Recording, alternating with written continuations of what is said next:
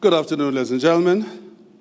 By virtue of the power vested in me as Chancellor, I hereby constitute this congregation of the University of the Free State for the awarding of the Chancellor's Medal, conferment of honorary doctoral degrees, and the conferment of master's and doctoral degrees in the faculties of Economic and Management Sciences, Education, Health Sciences, Law, Natural and Agricultural Sciences, the Humanities, and Theology and Religion.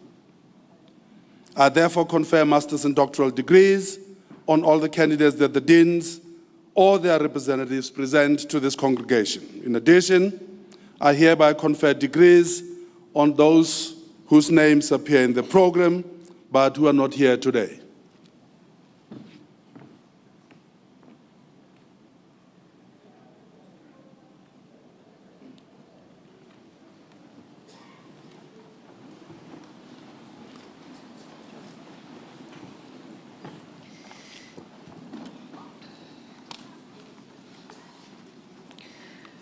Good afternoon, ladies and gentlemen. Welcome to the University of the Free State and to the last session of our summer graduations. I would like to welcome the Chancellor of the University, Dr. Hudson Mohele, the Chair of the Council, Mr. Willem Law, the Vice Chancellor and Rector of the University, Professor Petersen, members of the Rectorate, the Deans of our 6 faculties, the principals or acting principals of the South and Kwakwa campuses of the university, the President of the Convocation, and the President of the SRC. This is a very special graduation. During this session, the university is conferring postgraduate degrees, which means that the large majority of the graduands sitting here will be joining academia or other places in our national system of innovation. This is immensely important for the development of this country, and we are very proud of all our graduates.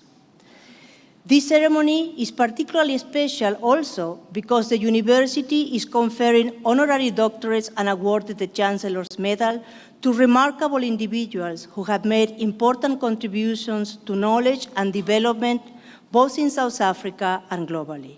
Finally, we have, as you will soon hear, an extraordinary guest speaker to address you this afternoon. We hope you will enjoy this ceremony, and we would like to congratulate you and your loved ones for your achievement in getting your qualifications. Now, I will have to remind you of a few matters of order. The university makes use of official photographers who are present in the hall today. However, there are areas on the campus that have been allocated for a number of freelance photographers. These photographers are not accredited by the university, and therefore, the university cannot have control over the quality of their work. Those of you who have arrived after the pre-ceremony announcements, please look at page 2 of the graduation program. Today is a time to celebrate the achievement of each graduate, and it is important in order to do that all the families are able to hear the name of their loved ones being announced. You are therefore asked to limit cheers and loud exclamations so we can all hear the name of the next student. Please be aware that leaving the hall is a distraction for the rest of the audience, and also please put your cell phone in silence. Abstain of taking pictures, I suppose, would be too much to ask. We kindly request all the graduates to please complete the graduate exit survey that are on your seats and leave them there as you leave. Thank you very much. And now I would like to invite our guest speaker to address you. But let me introduce him first. Dr. Ithmias Suleiman was born and raised in Potchefstroom before he relocated to Durban, where he went on to qualify as a medical doctor at the then University of Natal in 1984. Dr. Suleiman gave up his career as a medical doctor to pursue the field of humanitarian aid, founding the Gift of the Givers Foundation in 1992. Initially just a disaster response agency, Gift of the Givers now has 21 categories of projects, which include bursaries, agricultural self-sustainability, water provision, establishment of primary healthcare clinics and medical supports to hospitals, feeding schemes, as well as the supply of household and personal hygiene packs. The Foundation is the largest disaster relief organization of African origin on the African continent, having delivered over 2.1 billion rands in life-saving aid to more than 40 countries around the world. Dr. Suleiman was awarded the Order of the Baobab in silver for his contribution to humanitarian aid in South Africa through the Gift of the Giver Foundation and his humanitarian relief missions in various countries. Moreover, his activities have been acknowledged through more than 100 national and international awards, citations, commendations, and special recognitions. These recognitions include 3 awards from heads of state and the President's Order of the Star of South Africa, the highest civilian award in the country. Through his philanthropic and humanitarian work locally and abroad, Dr. Suleiman has become a recognized name across races, religion, classes, and nationalities. Please help me welcome him to address you.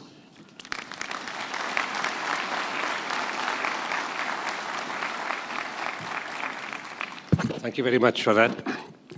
The Chancellor, Chairman of Council, Vice Chancellor, members of the Senate, parents, and graduates. It's very wonderful to be here this afternoon, especially to witness the graduation of those who carry the hope of Africa. This continent requires people of skill, of spirituality, of scientific acumen and heart to carry us further in the turmoils of the world. But before I come to that, I want to remember 2 special people today. 6 December 2014 was a tragedy not only for Bloemfontein, but for the people of South Africa. An honorable man called Pierre Corky was killed in a shootout in Yemen. He lost his life while his wife, Yolandi Corky, a member of this university, sat with hope that night on the 5th of December. And it really pains me because on the 6th of December at 5:59 in the morning, my last message to her was, Yolandi, the waiting is over.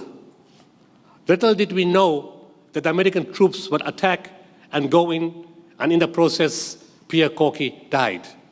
But what was more profound was the message that Yolandi Corky gave to the whole world in a press conference held in this city. She says, I have no anger, I have no hate, I don't blame anybody. Pierre Corky would want that, and that's what I want. We have faith in the God Almighty. We are people who forgive, and forgiveness liberates the heart and the soul. And she forgave everyone. Here is a lady from your university who has showed you the value of forgiveness. Coming back to the cream of the crop. I was sitting in the airport lounge in Malawi, maybe 20 years ago, and the Malawi ambassador to the United Nations, ex-ambassador to the United Nations, came to approach me because we have projects in Malawi. He thanked me for what we do, and then he said, my friend, I need to tell you something. He said, do you know, many years ago, we went to a conference in Europe. That conference lasted 3 days. In those 3 days, me and a few African diplomats that were there, we felt shy. We were outnumbered. And we felt shy because the word Africa and the name of an African country was not mentioned once in 3 days.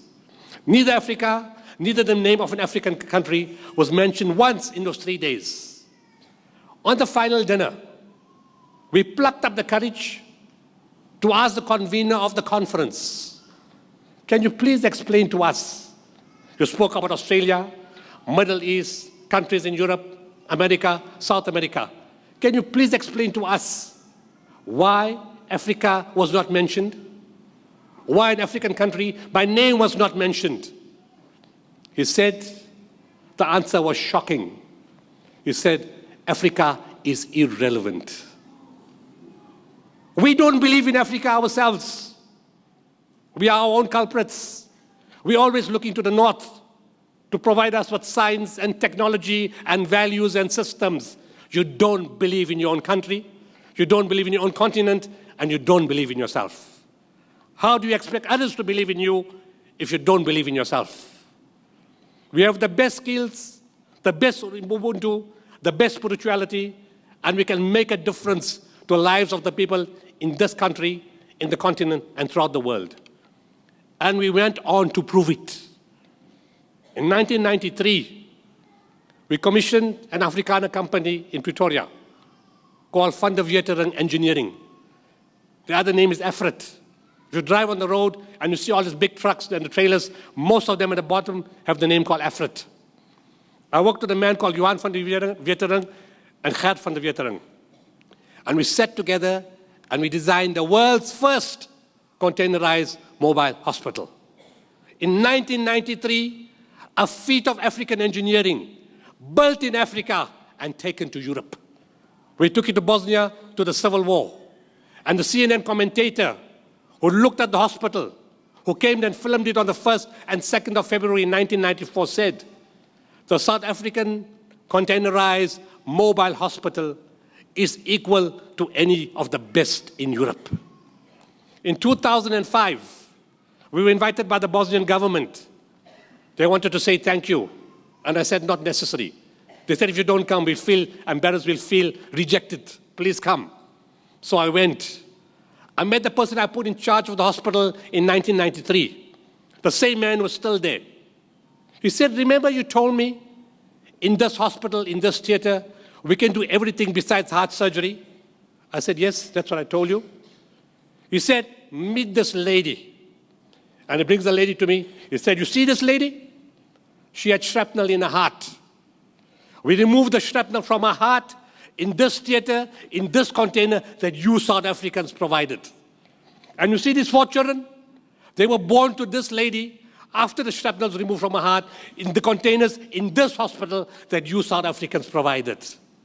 You are a sign of life, a sign of hope, a sign of spirituality. You South Africans, we cannot forget you. But we have friction among ourselves. We fight among ourselves. Only when the Rugby World Cup comes and Mandela wears a T-shirt, then we think of unity.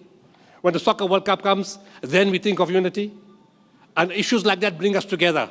Why do we have to wait for events like that to bring us together when the whole world can understand our capability? We land in Pakistan in 2005, one of the biggest earthquakes in this century. It doesn't wipe out one city. It wipes out an entire region.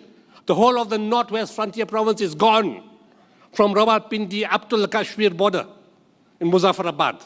Not San Francisco or Kobe or Erzincan or one city, an entire region. 400 villages affected. We land in the airport, and the Pakistani military comes to us and says, do you mind not going to the earthquake? I said, it's fine. My team asked him, what did we come for? I said, you don't understand what this man is saying. I asked him, which hospital are you going to give me to see the patients in the city? He said, you understand? I said, yes, I understand. So my teams asked me, what are you guys talking about?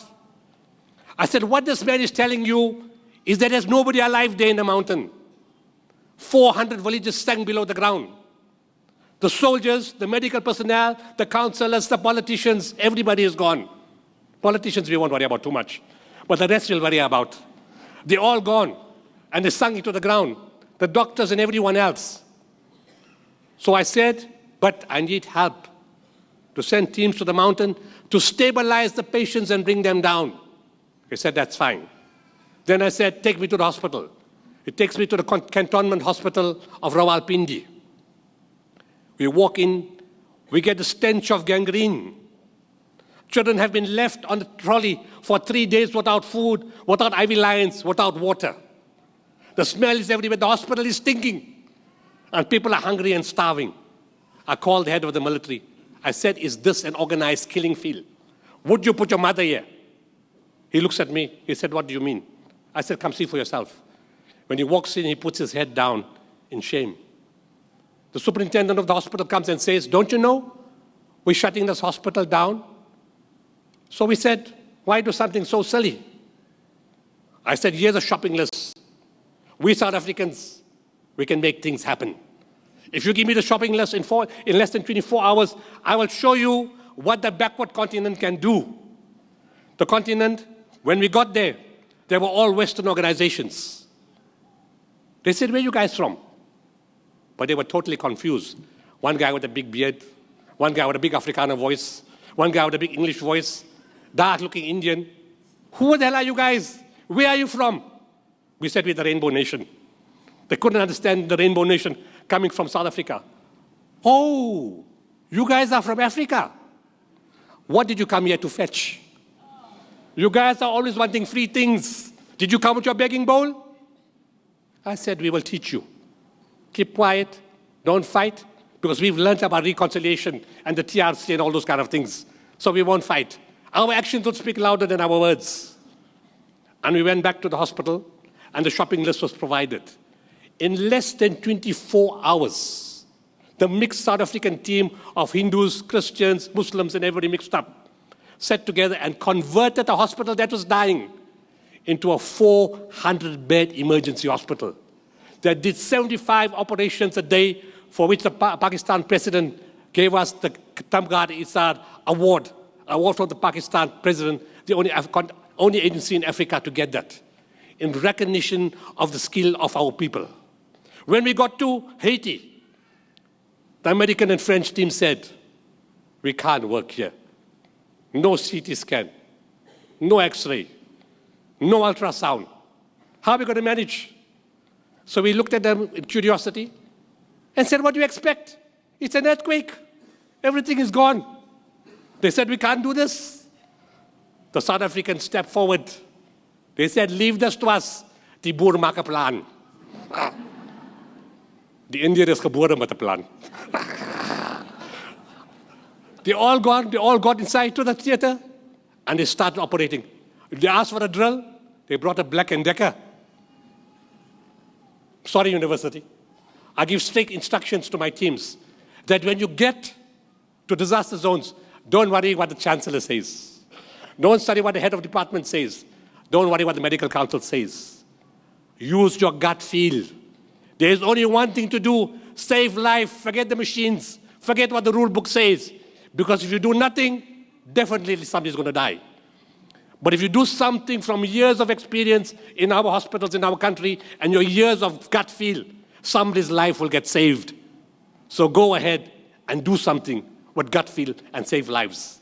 And when I started doing that, the Americans and the French came.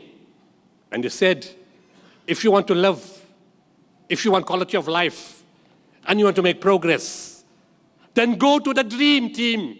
And the dream team is from South Africa. What more accolades do we want to believe in ourselves? And I'll tell you the last story, because some of you are from agriculture. 2005, we land in Niger. It's a country affected by famine. Children are dying everywhere. We get to Tilaberi. We can't see anybody in the hospital. Nobody in the hospital. And I said, what kind of famine is this? No people in the hospital, no doctors, nothing. And the guy tells me, I'm very shy to tell you this, but the World Bank told us that we should charge people money to come hospital. It's good for the GDP. Nothing is more important than spirituality and ethics and the care of people. The IMF and the World Bank must not tell us what to do. We decide what is good for our people and what is best for them. No foreigners are going to decide that for us. And I said, forget them. We will provide service to the people. He said, but then you're going to charge the people. And I said, what kind of logic is that? I brought free stuff from people of South Africa, and I must charge people who are dying. It's illogical. I'm sorry, I don't follow your rules. I'm going to provide free treatment. And the governor said, I agree with you. I signed the paper, do what you want. We go into the village. They said, but we have to call the people. They don't know you guys are here. They strike the drum. 15,000 people turned up for medical treatment. But you know what? And this is the most important part of it all. They were affected by drought. Agriculturists, put your mind how to fight drought, how to bring drought-resistant crops, and how to save people. 15,000 people were affected by the drought. And they came forward. The strangest thing was, no adult male, no teenagers, no children over the age of 4, and every mother that brought the child didn't ask for treatment for herself. I couldn't understand this concept. No doctors, and how come they're not asking for help? And then I tried something else. I had to triage. I had to use journalists as doctors. Poor doctors this morning. Took 6 years to train. We trained the journalists in 20 minutes. How to be medical personnel in 20 minutes. Because it was kwashiorkor and marasmus. And we started checking the people. I went into the crowd. I saw the lady. The child looked a little healthy. So I pointed to the child. I said, "The child is good. Walk." She gives me a good big smile and she walks away. I said, "This can't be possible." So I tried number 2 and number 3 and number 5 and number 10. And they all gave a big smile and they walked out. I couldn't understand this. That night, we had the meeting of our teams. One of the journalists who was with us, Tulasizwe Sibalane, you guys know him from ENCA. He says, "Doc, I want to tell you something." He said, "In this village, every place I went to, 5 children a day were dying." I said, "Tulasizwe, thank you very much. I got my answer."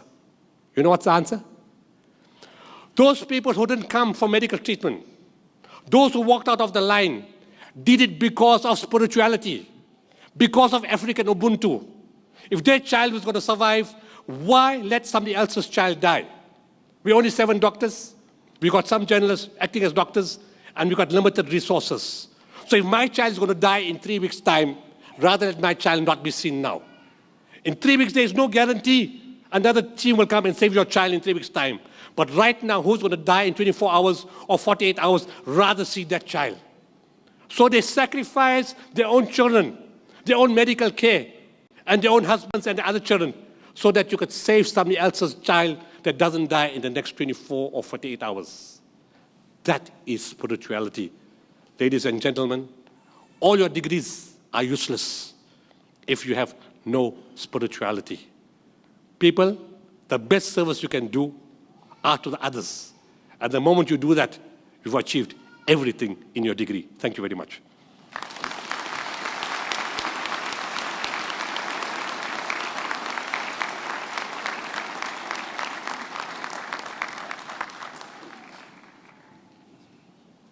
Thank you very much, Dr. Suleiman. Now, I would like to introduce to you Lucy Seclojo. She is a staff member in the Department of Student Affairs and an alumna of the University of the Free State. She holds a BSc degree in Chemistry and Management, as well as an honors degree with a specialization in industrial psychology, all of them from our university. At the age of 7, Lucy started singing as a soprano in the adult choir, adventured into professional singing as a student at the University of the Free State after she won a talent competition in 2002. She currently performs as a session vocalist on various platforms ranging from church to corporate functions. She will perform for us Paradise Road, accompanied by Angelo Mocchi and Wayne Law. Please welcome her.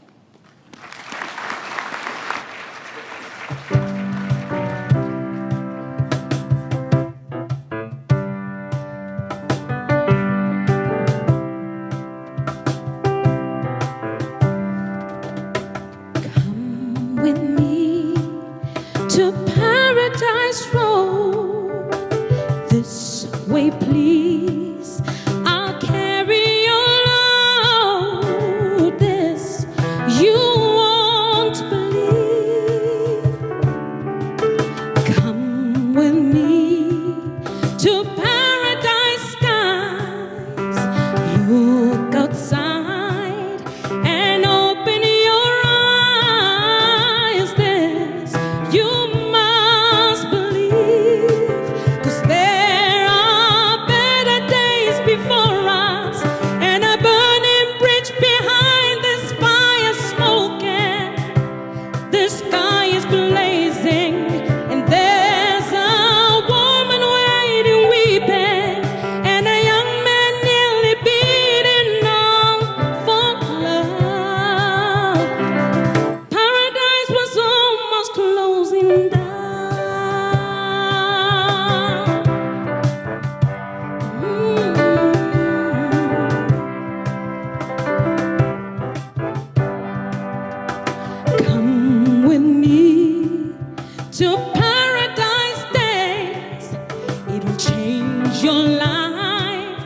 It'll sure change your ways. This you won't believe.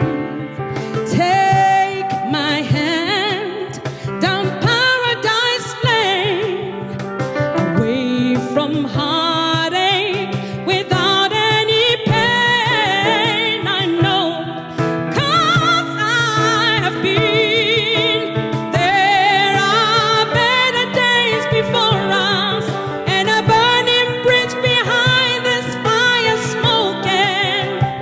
The sky is blazing. There's a woman waiting, weeping, and a young man nearly broken all for love. Paradise was almost broken down. There are better days before us, and a burning bridge behind this fire smoking. The sky is blazing, and there's a woman waiting, weeping, and a young man nearly beaten up for love. Paradise was almost closing down, closing down.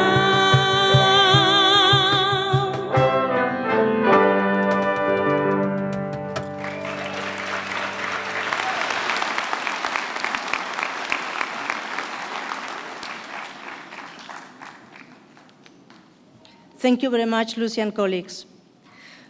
I now call upon the Dean of Natural and Agricultural Sciences, Professor Vermeulen, who will introduce the recipient of the Chancellor's Medal.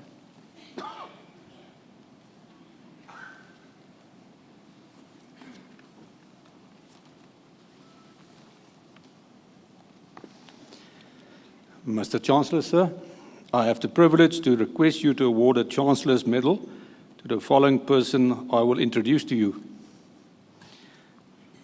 Joanne S. Isaacs was born in Jamestown in 1964, a small farming village where she spent many hours tending to agricultural cause, igniting a passion for agriculture and agricultural development. Ms. Isaacs completed a Bachelor of Science in Plant Pathology and Plant Protection at the University of the Western Cape in 1985, going on to complete a Bachelor's of Science Honours qualification, majoring in Plant Pathology. With a career in the field of plant sciences, she was given the opportunity to work with resource-limited farmers in KwaZulu-Natal, an experience which solidified a vision for human development in agriculture. Her acceptance of a position at a land development unit at the University of the Western Cape in 1993 allowed her to involve herself in a grassroots project she holds a passion for. In 2002, she began a journey with the Western Cape Department of Agriculture as the Director of Farmer Settlement and Farmer Support and Development, before heading the department 4 years later. In 2006, she was appointed as the head of the department. Due to the department's growth and consistently clean audits under her leadership, her contract was extended until March 2020, which will make her the longest-serving head of department, both in the Western Cape and the agricultural sector as a whole. Under her leadership, the Western Cape Department of Agriculture has been nominated by the South African Institute of Government Auditors as the best government department in South Africa. Ms. Isaacs is also a great contributor to research funding at this university, and we want to acknowledge her for that as well. Ms. Isaacs is viewed as a true pioneer in her field and is admired for the passion and vigor with which she serves. Mr. Chancellor, I now request you to award a Chancellor's Medal to Ms. Joanne S. Isaacs.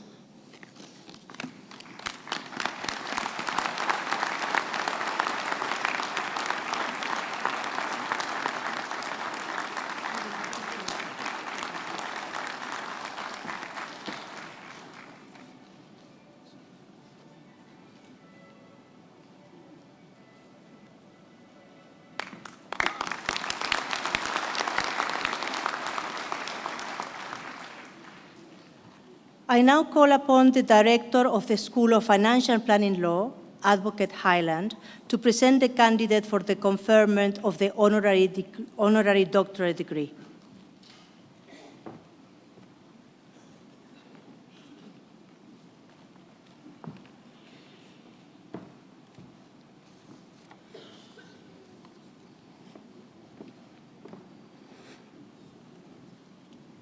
I just need to see the Chancellor.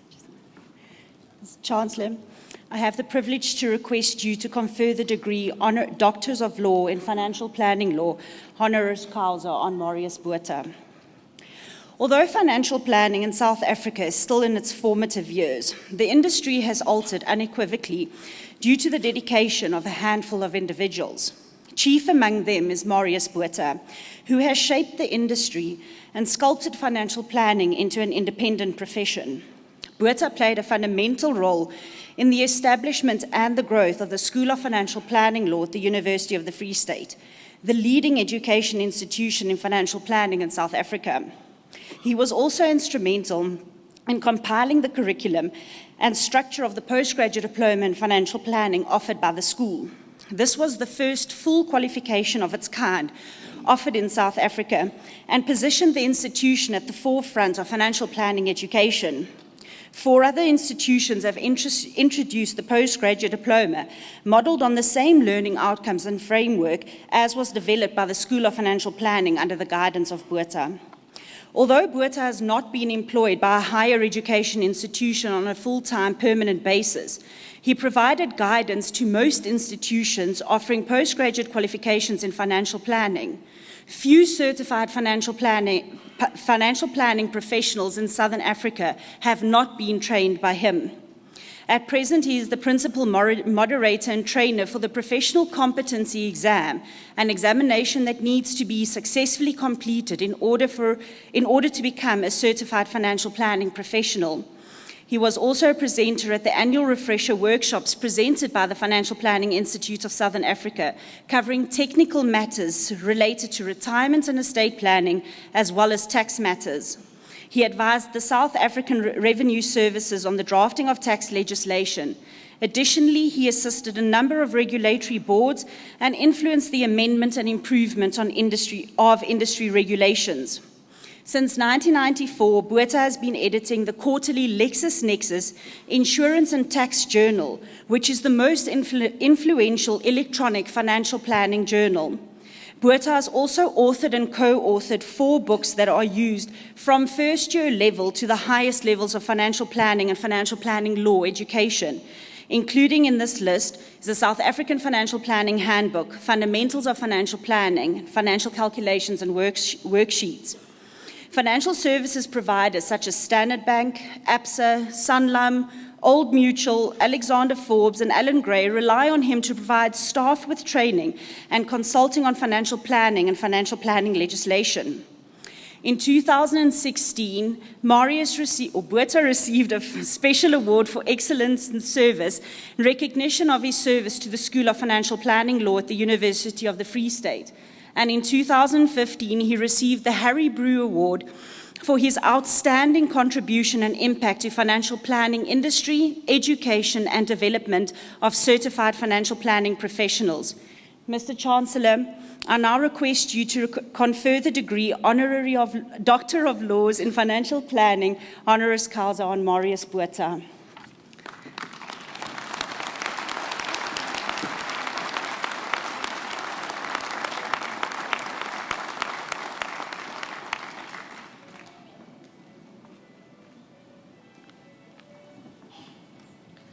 I now call upon the Director of the School of Financial Planning Law,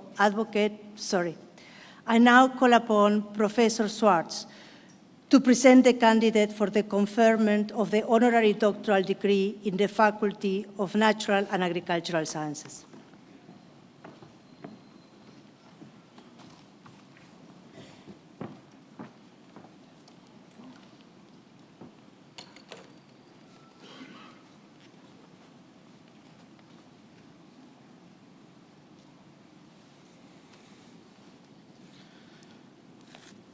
Mr. Chancellor, I have the privilege to request you to confer the degree Doctor of Science in Physics, honoris causa, on Prof. Paul Holloway. Professor Paul Holloway is an internationally acclaimed expert in the science and technology of surfaces, thin films, and nanoparticles, as well as the application of thin films and nanostructures as electronic, optoelectronic, and photonic materials and devices. Professor Holloway is a distinguished Professor Emeritus and Alice D. Verink, Junior Professor Emeritus of Material Science and Engineering at the University of Florida, Gainesville, where he has mentored 56 PhD students and 50 Masters of Science students. He has hosted several visits by numerous foreign faculties to the University of Florida, including 5 visiting faculties from the University of the Free State, which led to the establishment of phosphor research in the Department of Physics at the University of the Free State and in South Africa. Professor Holloway was elected Fellow of the American Vacuum Society in 1993, and he was made an honorary member in 1997. He received a medal from the University of Helsinki in 1995 for excellence in electroluminescence materials, and received the Albert Nurken Award from the American Vacuum Society in 1999. He was elected a Fellow of ASM International in 2000, and in the same year was named a Distinguished Professor at the University of Florida, where he was announced College Teacher of the Year, and received Professional Excellent Program and Doctoral Dissertation Advisory Mentoring Awards. Professor Holloway was named the Teacher Scholar of the Year for the University of Florida in 2009, the highest honor bestowed on faculty at the university. He received the Lifetime Achievement Award for Outstanding Research and Advancement of Science of Luminescent Materials from the Society of Information Display in 2010, and was honored together with his wife through 2 endowed awards, namely the Paul Holloway Young Investor Award at American Vacuum Society and the Betty and Paul Holloway Award in the Department of Material Science and Engineering at the University of Florida. He has served as National President of the American Vacuum Society and is active in the Material Science Society, the American Society for Metals, the Material Society, and American Society for Testing and Materials. He is also Chief Scientist for Nanophotonic Incorporation, a startup company commercializing solution-processed quantum dot light-emitting devices for displays. In addition, he published over 330 refereed papers and proceedings and 12 book chapters, editing 6 books and being awarded 14 patents. His work has been cited over 11,000 times. Professor Holloway serves on the editorial boards of several high-impact factor journals. So, Mr. Chancellor, I now request you to confer the degree Doctor of Science in Physics, honoris causa, on Prof. Paul Holloway.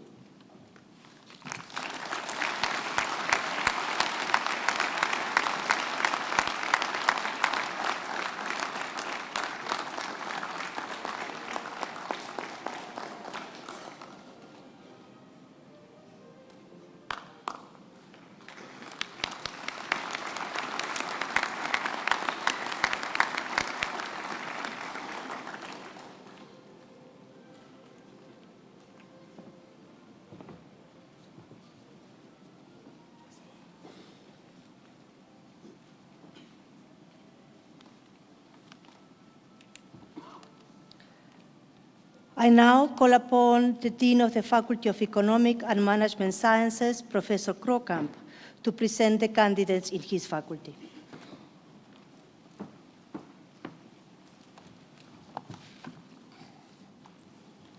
Mr. Chancellor, I have the privilege to request you to confer degrees on the candidates that I introduce to you.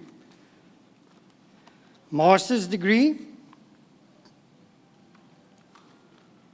Masters of Business Administration, Chele, MN.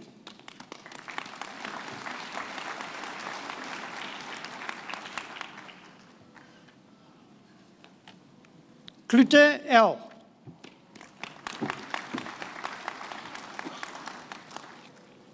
Fourie, ja.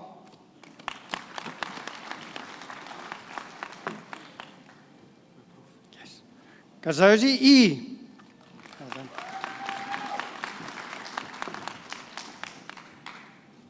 Jacobs PD.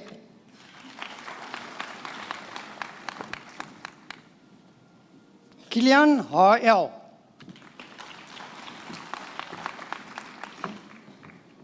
Mofolo TE.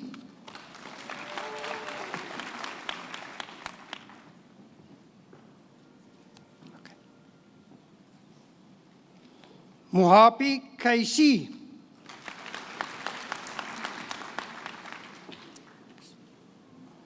Ndobo PM.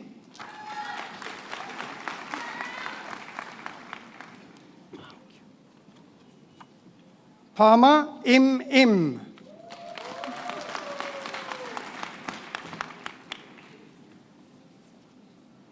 Sadia LJ.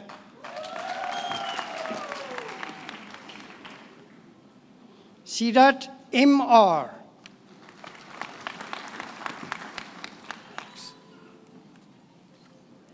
Cello TO.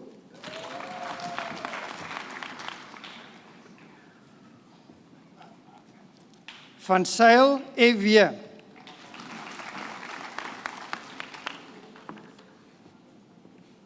Masters of Commerce with specialization in advanced business. Moss TM. Master of Development Studies. Ndlovu NC.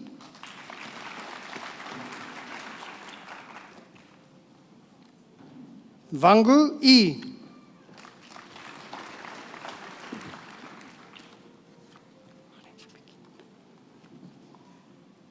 Herbs S and a degree with distinction.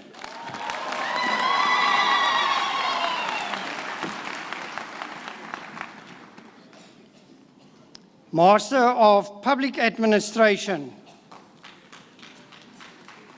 Mukwena, MP.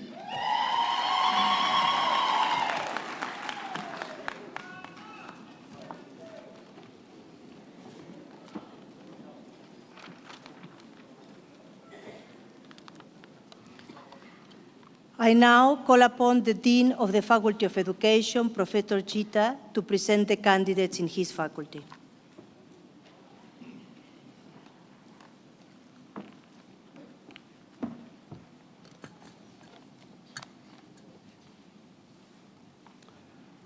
Mr. Chancellor, I have the privilege to request you to confer degrees on the candidates that I introduce to you.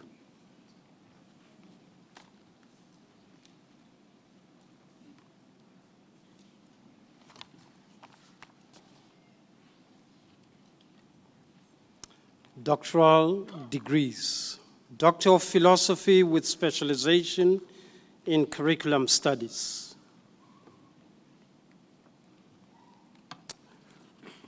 Msimanga Mutofela Richard.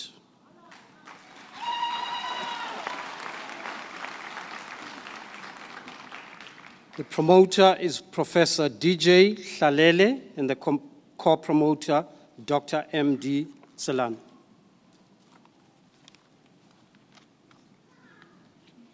Mutofela Richard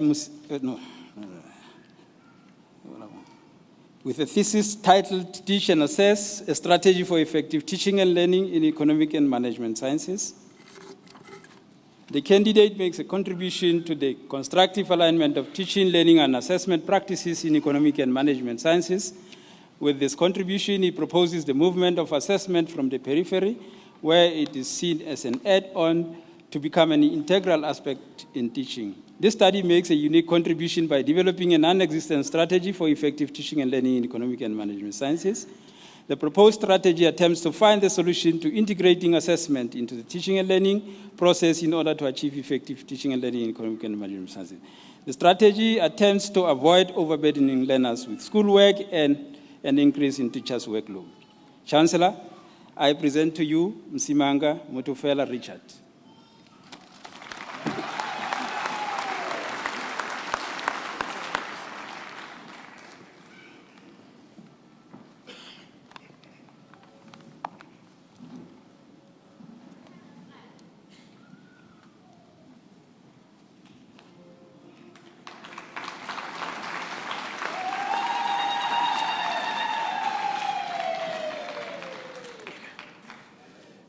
Doctor of Philosophy with specialization in higher education, Mtawa Ntimi Nukosama. With a thesis titled Exploring the Role of Service Learning in Human Development, Perspectives of Staff, Students, and Community Members. The promoter is Professor M.G. Wilson Stradom, and the co-promoter is Professor M.J. Walker. I'd like to present Dr. Ntimi Mtawa with his thesis. With his thesis, Exploring the Role of Service Learning in Human Development, Perspectives of Staff, Students, and Community Members, the candidate makes an original and significant contribution to critical scholarship on the role of higher education in advancing human development. The data gathered in this study, using multiple methods and sources, shows that service learning has the potential to enhance capabilities and promote human development values for students, lecturers, and community members.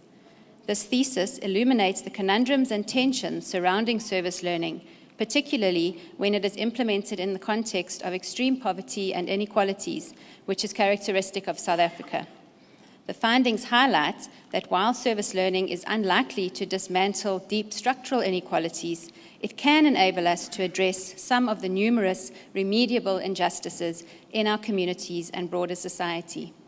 In this thesis, the candidate proposes a human development and capabilities-informed framework for service learning design, implementation, and outcomes, which is useful for policy and practice that strives to make service learning more inclusive, empowering, and equitable. Chancellor, I present to you Dr. Mtawa.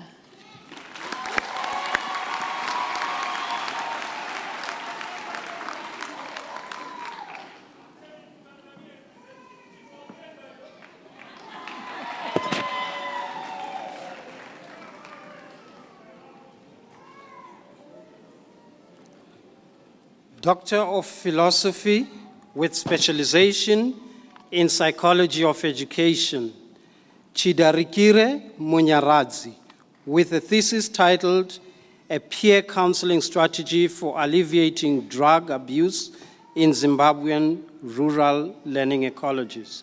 And the promoter is Professor DJ Hlalele, the co-promoter Dr. M.F. Tladi.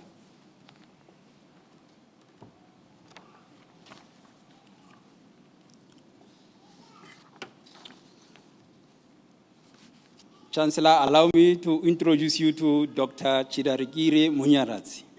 With his thesis, A Peer Counseling Strategy for Alleviating Drug Abuse in Zimbabwean Rural Learning Ecologies, the candidate makes a contribution to alleviating the phenomenon of drug abuse by focusing on adolescent learners in rural areas of Zimbabwe. Driven by personal experience where some of his next of kin were devastated by drugs, the candidate explores peers as assets in alleviating the problem. With his contribution, he illuminates the important role that peers could play by means of focused and ongoing learning and enablement. Through this investigation, the candidate proposes to find solutions using peers as local assets. This study further indicates that communities facing particular problems are best suited to finding solutions to their own problems. Chancellor, I present to you Chidarikire Munyaradzi.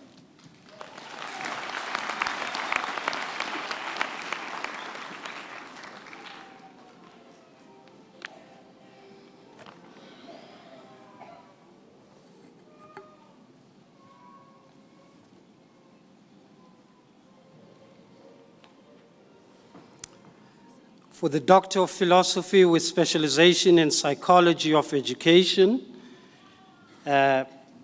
with Matenje Tsepiso, with a thesis titled The Educational Motivations and Strategies of Black Middle-Class Parents in Predominantly White Schools in Post-Apartheid South Africa. And the promoter is Professor J.D. Johnson, who could not be with us today. I will read the citation.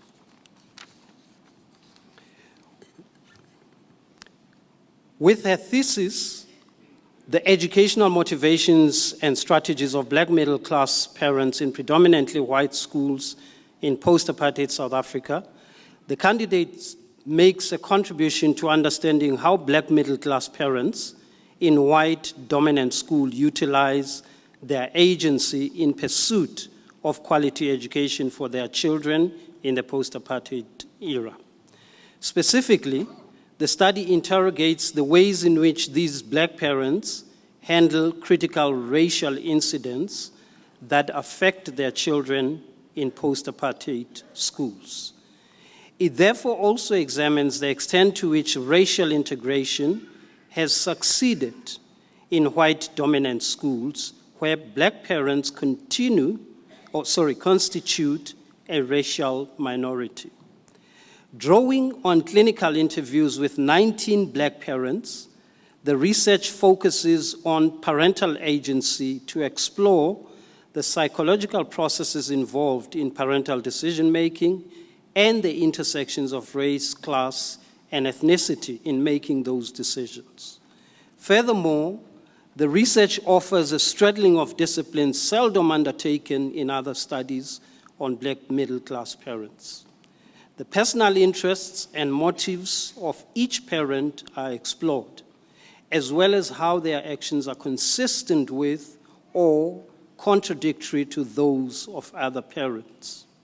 Finally, this study examines how parental decisions positions themselves in their ability and effectiveness in advocating for their children when critical race incidents which affect their children occur within these schools. The findings indicate that complex patterns of inclusion and exclusion are not simply a result of school actions on black parents and their children. It is also a consequence of the active decisions made or not made by parents within white dominant schools. Chancellor, I present to you Matenche Tsepiso.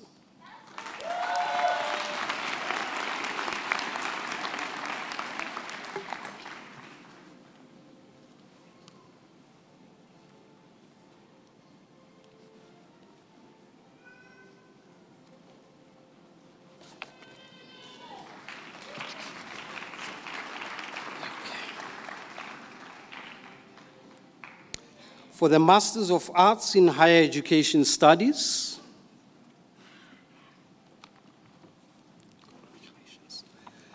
Sioka Miriam.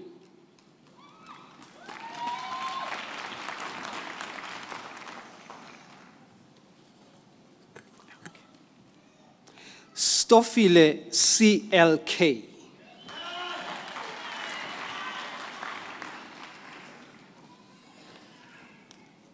Vaneste L.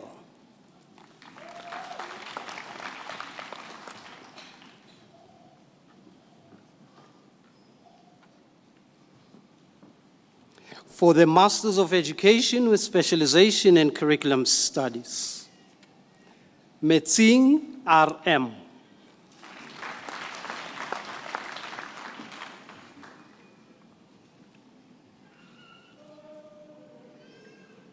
Mukocho LG.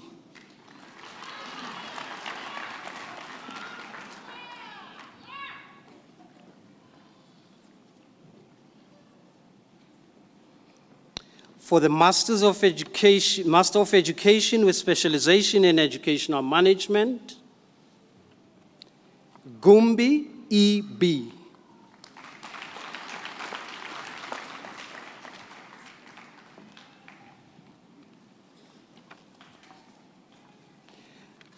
Litole LG.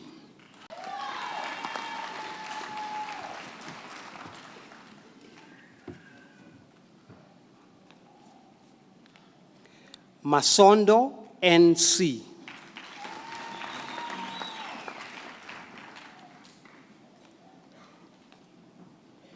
Mtetwa NR.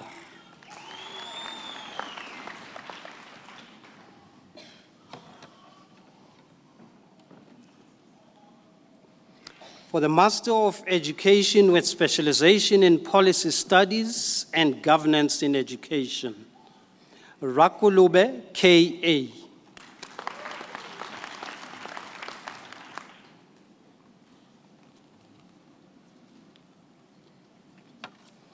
For the Master of Education with specialization in Psychology of Education, Chaka J.N.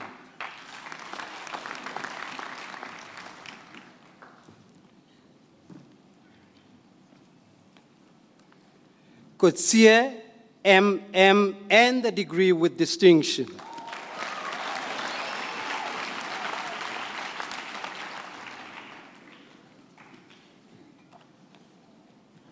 Khasipe T.C.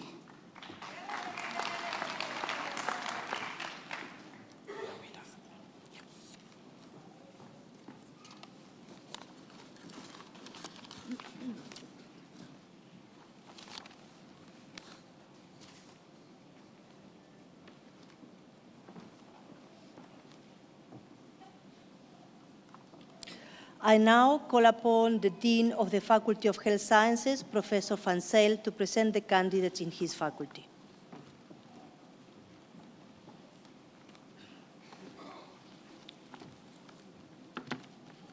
Mr. Chancellor, I have the privilege to request you to confer degrees on the candidates that I introduced to you. Doctorate degrees, Doctor of Medicine with specialization in pediatrics. Faculty of Health Sciences, Doctor of Medicine, candidate Brown Stephen Cunningham, with the title, The Treatment of Structural Cardiac Disease by Percutaneous Interventions, promoter Professor Francis Smith, co-promoter Professor M. Gewillig, and co-promoter also Professor Harry Kotze.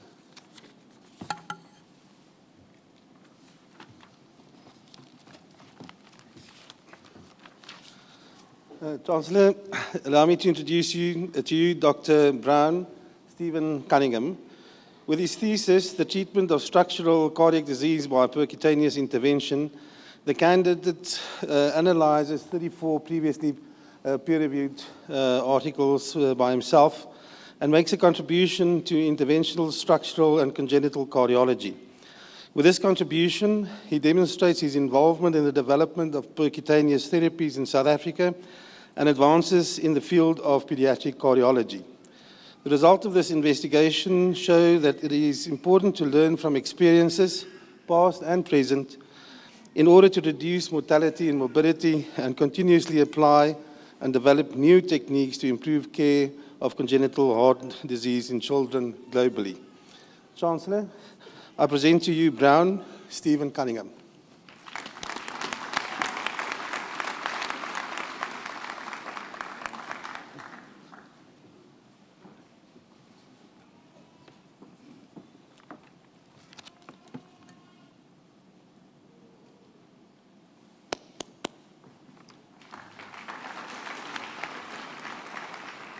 Doctor of Philosophy and Health Professions Education,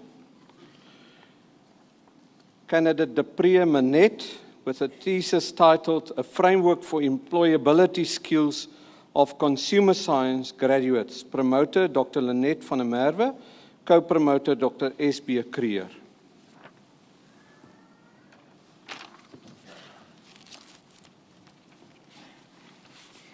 Chancellor, it gives me pleasure to introduce to you Dr. Manette Depree with her thesis, A Framework for Employability Skills of Consumer Science Graduates. The candidate makes a contribution to the field of consumer sciences with a novel framework describing the various employability skills that consumer sciences employers require from employees. This study identified 11 essential employability skills that are valued by South African consumer sciences employers, and goes on to describe how these skills can be attained by consumer sciences students during their undergraduate training. The framework highlights how a combination of academic and extracurricular activities play a role in attaining these essential skills, and that lecturers and students play a vital role in this process. Through the implementation of this framework, lecturers in consumer sciences may enhance their students' employability skills, helping them to become highly sought-after graduates entering the workplace. This outcome is mutually beneficial to universities that will deliver more employable graduates, as well as the consumer sciences industry that requires highly skilled employees. Chancellor, I present to you Minette Priya.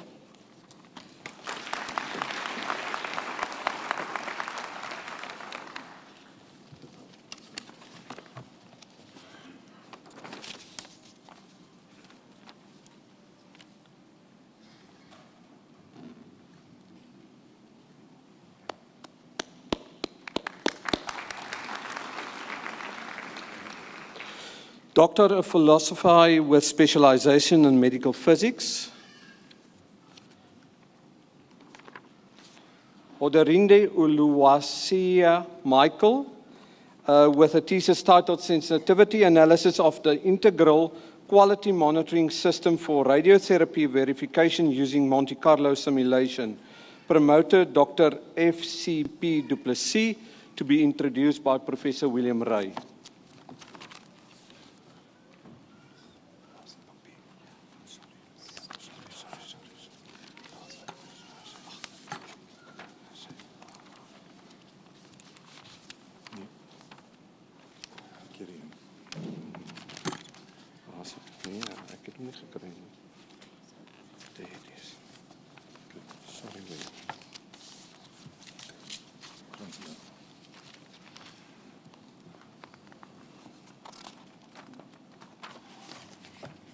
With his thesis, Sensitivity Analysis of Integral Quality Monitoring System for Radiotherapy Verification using Monte Carlo Simulation, the promovendus makes a significant contribution in establishing radiation physics properties for a prototype dose monitoring system for which the Department of Medical Physics acts as a beta test site, the only such site in the Southern Hemisphere.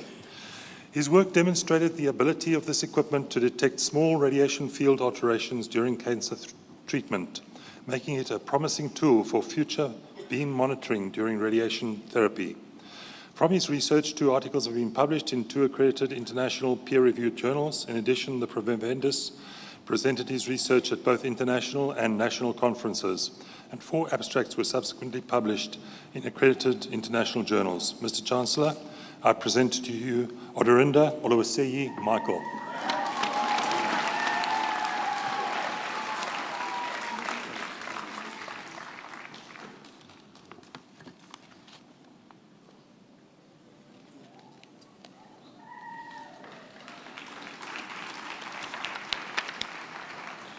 Doctor of Philosophy with specialization in medical physics.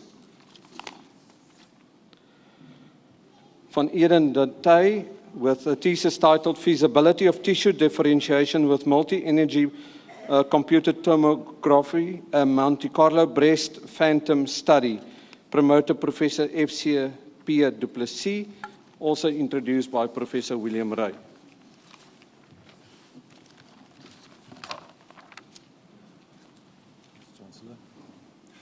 With her thesis, Feasibility of Tissue Differentiation with Multi-Energy Computed Tomography, a Monte Carlo Breast Phantom Study, the promovenda makes a valuable contribution towards small cancer lesion detection in the breast. Her work demonstrated the functionality of using multi-energy X-ray beams to obtain image information that can, in principle, be used in optimization procedures to yield the best breast image.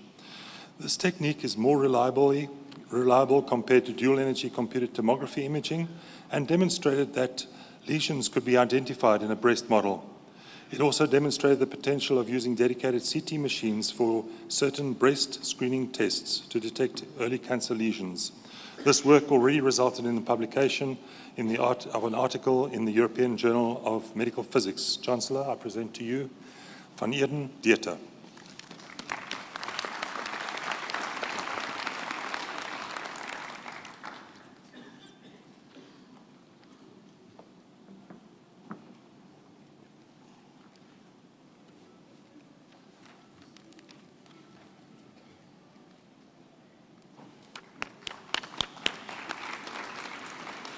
Doctor of Philosophy with specialization in nursing.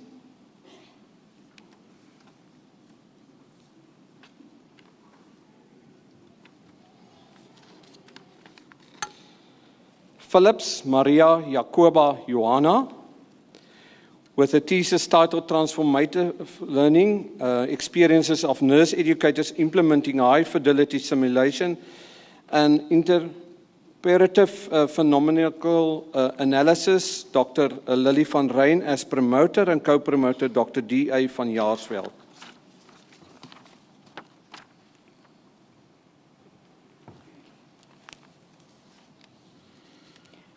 Mr. Chancellor, with this thesis, Transformative Learning Experiences of Nurse Educators Implementing High-Fidelity Simulation and Interpretive Phenomenological Analysis, the promovenda contributes meaningfully to the theory of nurse educators learning when implementing high-fidelity simulation for the first time. The study found that the nurse educators experienced a deep transformative process similar to that described by Jack Mesereau's transformative learning theory. This research describes the disruptive effect of technology on the educators while adopting a new teaching and learning strategy. A framework was compiled explaining the process of transformative learning within this context. This thesis is timeless, considering that high-fidelity simulation is increasingly being incorporated into nursing curricula on the African continent. In addition, the promovenda was congratulated on the use of interpretive phenomenological analysis as an innovative methodology within this domain. Chancellor, I present to you Phillips Maria Jacoba Johanna.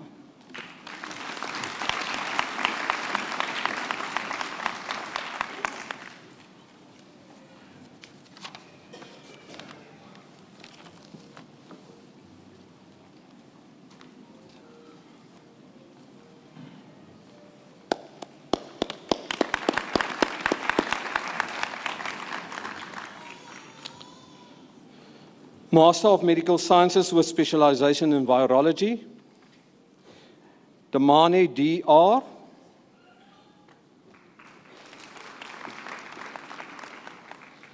Master of Medicine in Cardiothoracic Surgery, Fourie R.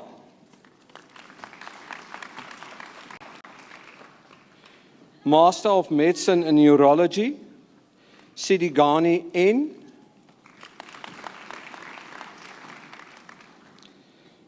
Master of Medicine in Obstetrics and Gynecology, Leroko T.R.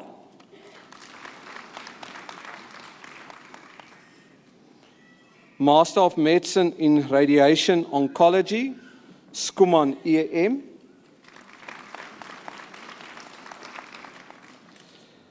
Master of Medicine in Urology, you know. De Jager A.J.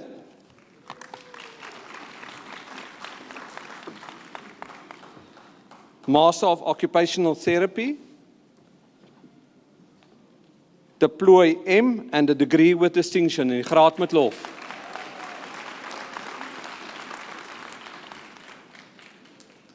Master of Social Sciences in Nursing, Modikwe M.M.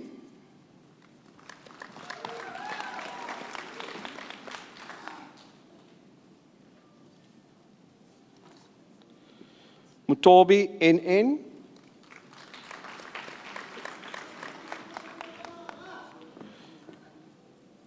Motseke N.M.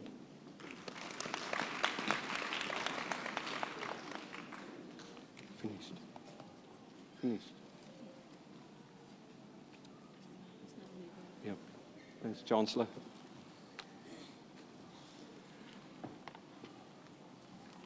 I now call upon the Dean of the Faculty of Law, Professor Nicholson, to present the candidates in her faculty.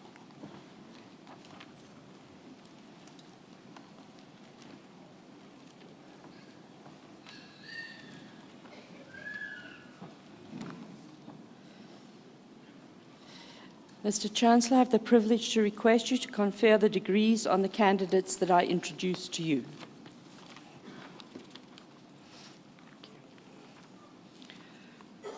Doctor of Laws with specialization in private law. Thank you. Van Zyl Rika, with a thesis entitled Die invloed van die stipulatie alterie op die intervivos trust in die Suid-Afrikaanse reg, voorgestelde oplossings vir beter regulering, under the promotorship of Professor Bradley Smith, who unfortunately cannot be here this afternoon. Mr. Chancellor, allow me to introduce you to Dr. Van Zyl Rika.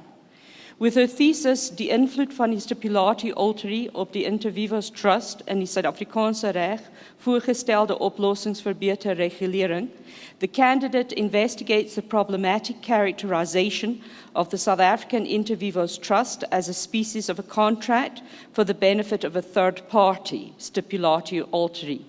By means of a legal, historical, and comparative analysis, coupled with an in-depth examination of almost 2 centuries of South African case law, the candidate propagates a pure conceptualization of the stipulatie alterie that forms the cornerstone of her proposals for the improved regulation of the intervivos trust.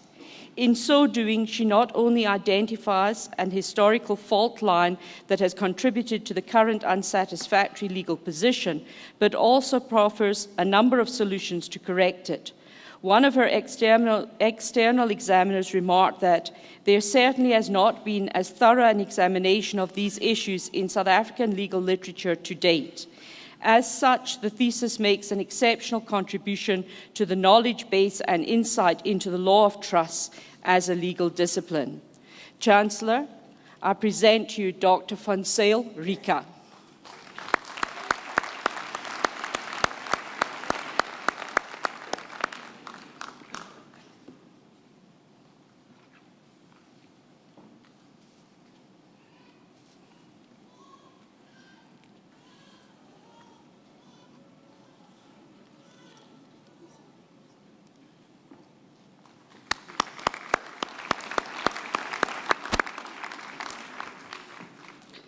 Master of Laws with specialization in criminal and medical law. Venter S.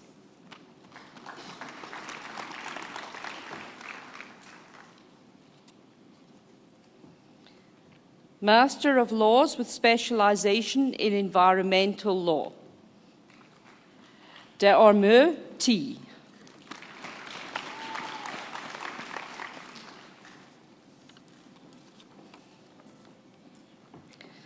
Master of Law with specialization in labor law. Makoko J.M.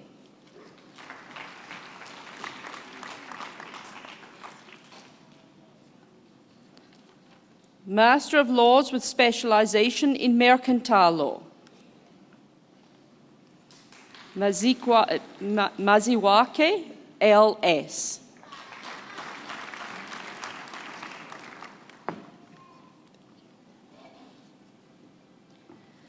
Master of Laws with specialization in international economic law. Fushia D.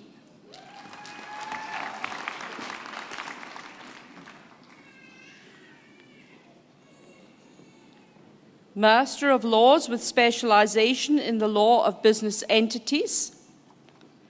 Kara D.K.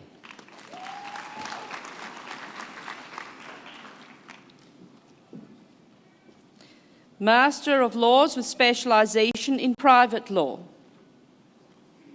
Cranier J.H.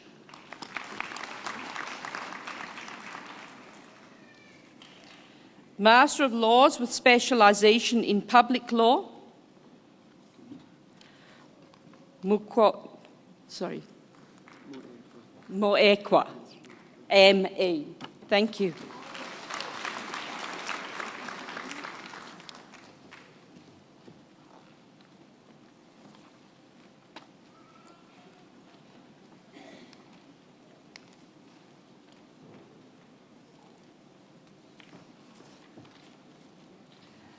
I now call upon the Dean of the Faculty of Natural and Agricultural Sciences, Professor Vermeulen, to present the candidates in his faculty.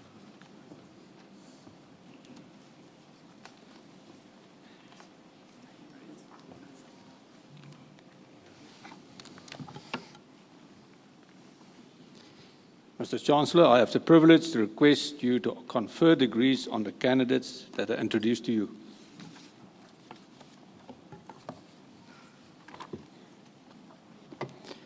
Doctor of Philosophy with specialization in agricultural economics.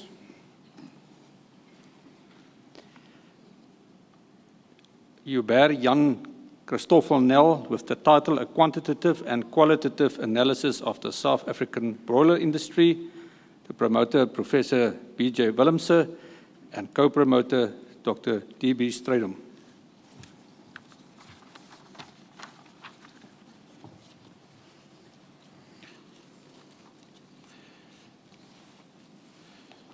Chancellor, allow me to introduce you to Dr. Hubert Jan Christoffel Nel.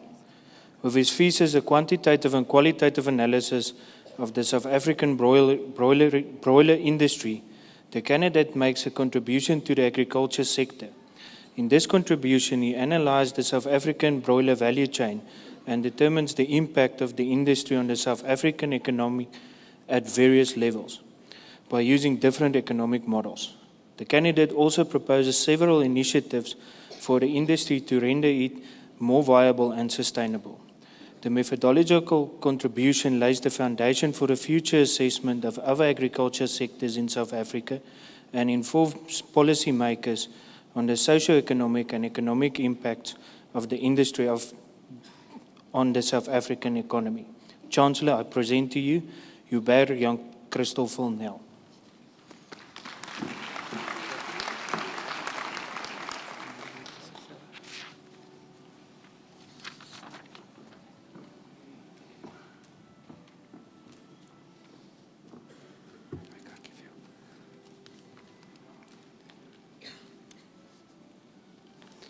A Doctor of Philosophy with specialization in animal nutrition. David Vogh-Henry with the title Dietary Lipid Composition and Poultry Quality, a Paradigm Shift Towards Fatty Acids. The promoter, Professor A. Hugo, co-promoter, Professor Muchenche.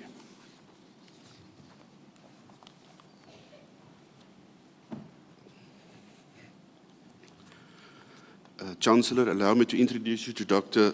David Vogh-Henry. With his thesis, Dietary Lipid Composition and Poultry Quality, a Paradigm Shift Towards Omega-9 Fatty Acids, the candidate demonstrated the benefits of adding lipids that are rich in saturated omega-3, 6, and 9 fatty acids to basal poultry diets. Hen and cockerel fertility, production efficiency, physicochemical, nutritional and sensory quality traits, health properties, and the oxidative stability of poultry products were investigated. His finding on the beneficial effects of omega-9 fatty acids were especially novel and opened a new field of thought and insight in terms of dietary fatty acid supplementation for poultry. The candidate's independent way of thinking and his ability to link the entire value chain from conception to consumption using complex biochemical, statistical, nutritional, and animal science principles is highly commendable. The research makes a valuable contribution to the poultry industry. Several Congress contributions and peer-reviewed articles have been produced from this research, and more are underway. Chancellor, I present to you Dr. David Vogh-Henry.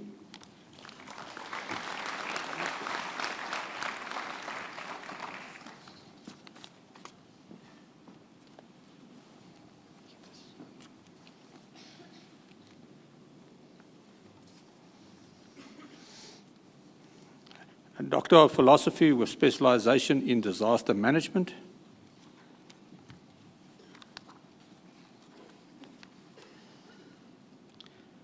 Venter Muleken Mekuyi with the title Understanding Resilience Pathways to Climate Change in a Changing Rangeland Environment Amongst Pastoral Societies of Afar Region in Ethiopia. The promoter, Professor Andres Jordan, co-promoter, Dr. Y. Melka.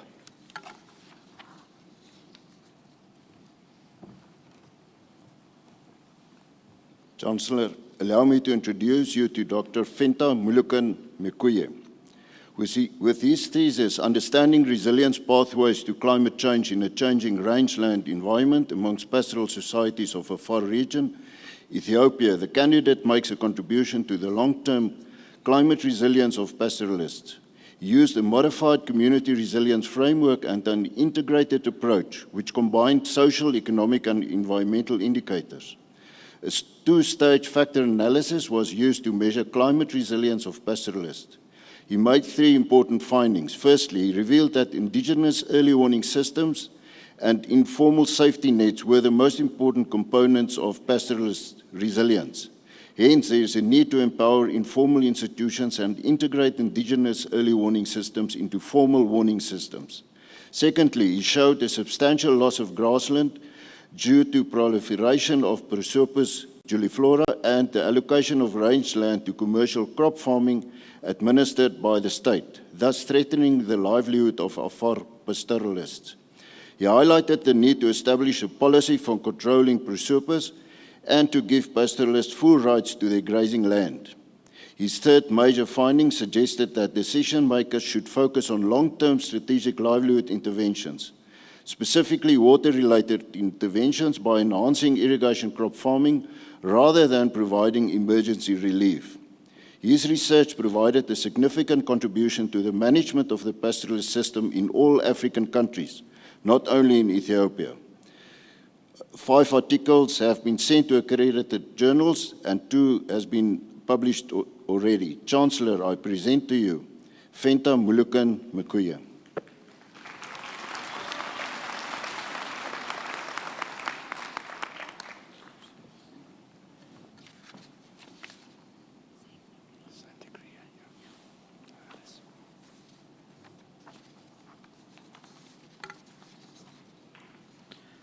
Doctor of Philosophy with specialization in disaster management, Ngube Alice, with the title The Socio-Economic Coping and Adaptation Mechanisms Employed by African Migrant Women in South Africa.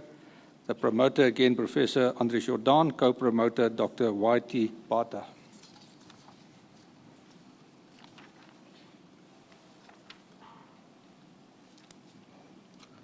Chancellor, allow me to introduce you to Dr. Ngube Alice.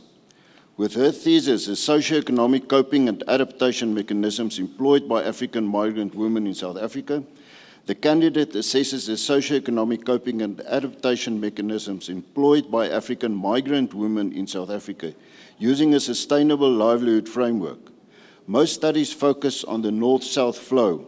This study focuses on south-south flow, and the value of the study lies in the inclusion of cultural and political capitals into a sustainable livelihood framework. With this contribution, the candidate suggests that African migrant women arrive in South Africa equipped with certain resilience capabilities and that they take advantage of the favorable socio-economic environment in South Africa to nurture and enhance their resilience capabilities to cope and adapt. This study generated knowledge regarding factors impacting on coping and adaptation mechanisms of women migrants in relation to community capitals. The candidate's findings were already presented at the National University of Public Service in Hungary, and 4 articles have been submitted to accredited journals. Chancellor, I present to you Ngube Alice.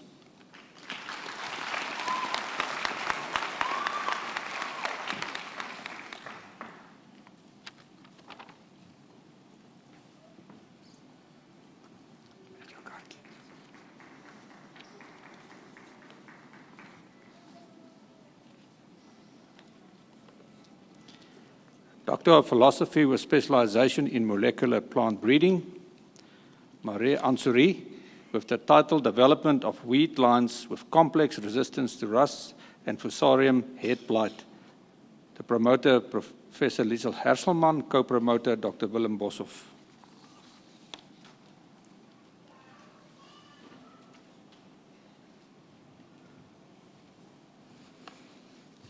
Mr. Chancellor, allow me to introduce to you Dr. Ansari Maria with the thesis Development of Wheat Lines with Complex Resistance to Rusts and Fusarium Head Blight.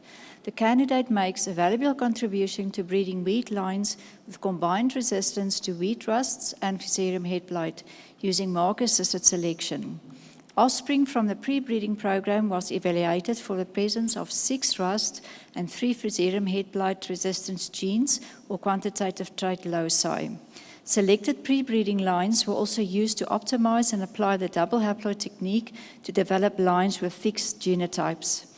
Phenotypic expression of the rust and Fusarium head blight resistance genes or quantitative trait loci was evaluated through greenhouse inoculation and quantitative polymerase chain reaction analysis to determine the fungal gene accumulation in experimental lines.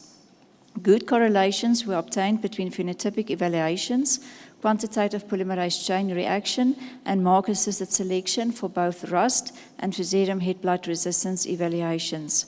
Valuable pre-breeding wheat lines with combined rust and Fusarium head blight resistance have been developed that can be used in future disease resistance breeding programs, both nationally and internationally. Chancellor, I present to you Ansari Maria.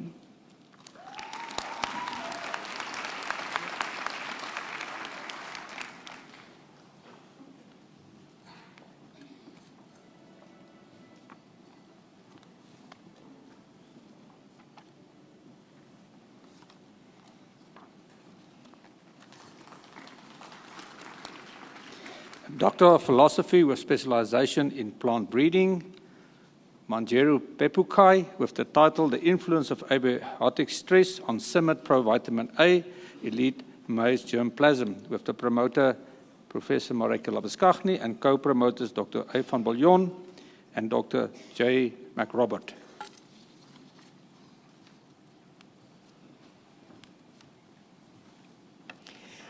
Chancellor, allow me to introduce to you Dr. Pepukai Manjeru. With his thesis, The Influence of Abiotic Stress on CIMMYT Provitamin A Elite Maize Germplasm, the candidate makes a contribution to the alleviation of vitamin A deficiency, which is rampant in sub-Saharan Africa, causing blindness and other health problems. Orange maize with high levels of beta-carotene or provitamin A has been developed, but mostly lacks abiotic stress tolerance. In this study, provitamin A inbred lines and yellow drought-tolerant inbred testers were crossed. The hybrids were evaluated in Zimbabwe under optimum conditions, drought stress, combined drought and heat stress, low nitrogen and phosphorus stress for 2 seasons. Beta-carotene concentration was positively correlated with grain yield. Heritability for beta-carotene was high under optimal and stress conditions, and combining ability analysis suggested that its genetic control was additive rather than dominant. High-yielding and stable hybrids with high levels of beta-carotene were identified, which will be considered for commercial release in the region to help alleviate vitamin A deficiency. Chancellor, I present to you Pepukai Manjeru.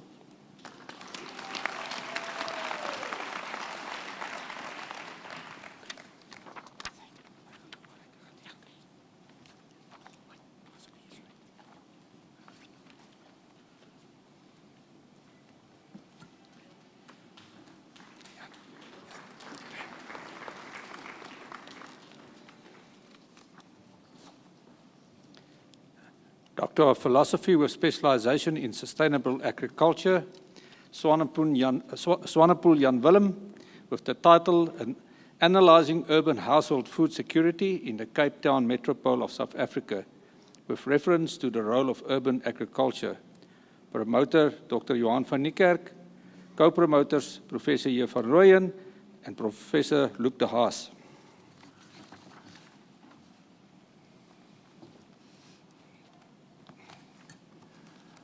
Mr. Chancellor, with his thesis, Analyzing Urban Household Food Security in the Cape Town Metropole of South Africa, with reference to urban agriculture, the candidate contributes to the development of indicators for measuring food security, and also the quantification of the impact of urban agriculture on this.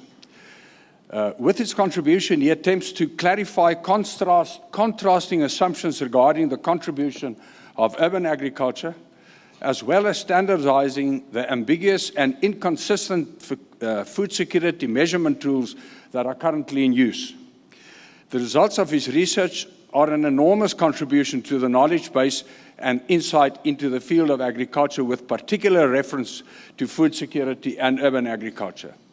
The study already delivered 3 published papers in scientific journals, with further 2 to be submitted for approval. It has also delivered at 2 international and 2 local conferences. Mr. Chancellor, may I add 2 points from a personal note?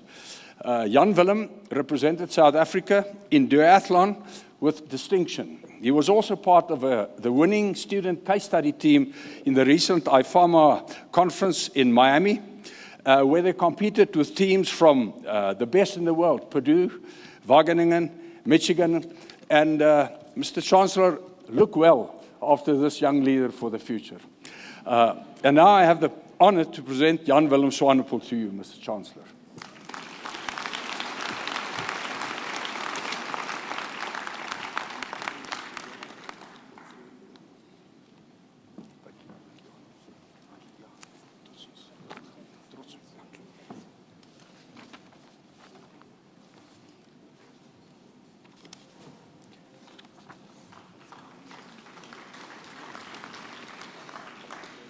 A Doctor of Philosophy with specialization in urban and regional planning, Malore Tamerat Bangore, with the title Improving the Resilience of Informal Settlements in Mountainous Regions of Africa, Comparative Case Studies in Kwakwa, South Africa, and Konzo in southern Ethiopia. The promoter is Professor Werner Nel and co-promoter Professor H. Volku.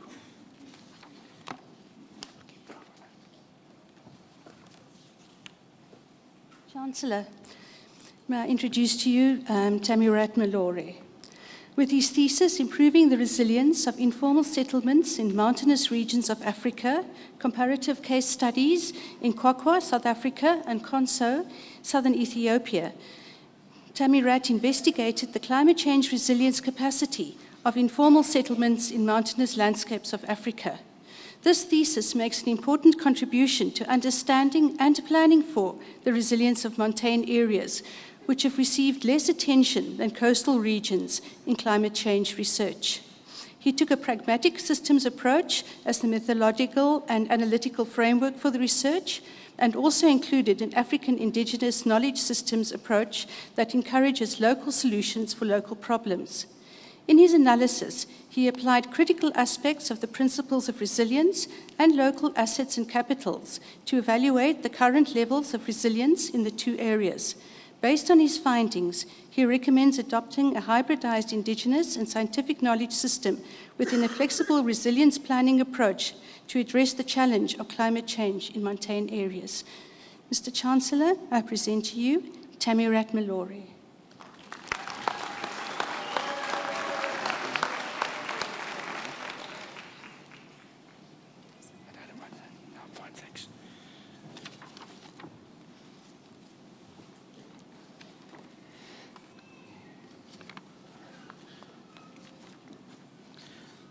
Also a Doctor of Philosophy with specialization in urban and regional planning,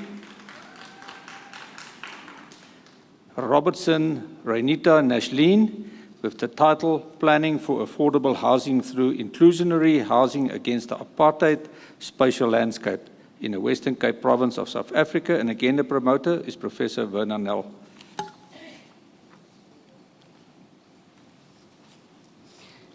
Chancellor, allow me to introduce Dr. Renita Robertson. In her thesis, Planning for Affordable Housing Through Inclusionary Housing Against the Apartheid Spatial Landscape in the Western Cape Province, South Africa, Renita investigated more effective means of planning for integrated and sustainable human settlements through the development of affordable and inclusional housing by addressing the problems created in the apartheid landscape. She considers the understanding and perceptions of professionals and planners in relation to sustainable settlements and inclusionary housing, using case studies from Birmingham, Alabama, and Cape Town. This investigation demonstrates that there are inconsistencies in the understanding, implementation, and evaluation of the definitions of key concepts, such as integrated and sustainable settlements, affordable and inclusionary housing. Thus, despite all the good intentions of policies, they cannot create an enabling environment to plan and develop inclusionary housing. The Cape Town case studies establish that more must be done to provide affordable housing, which is inclusive and sustainable. Hence, a greater onus rests on town and regional planners to be innovative in developing sustainable settlements. Chancellor, I present to you Renita Robertson.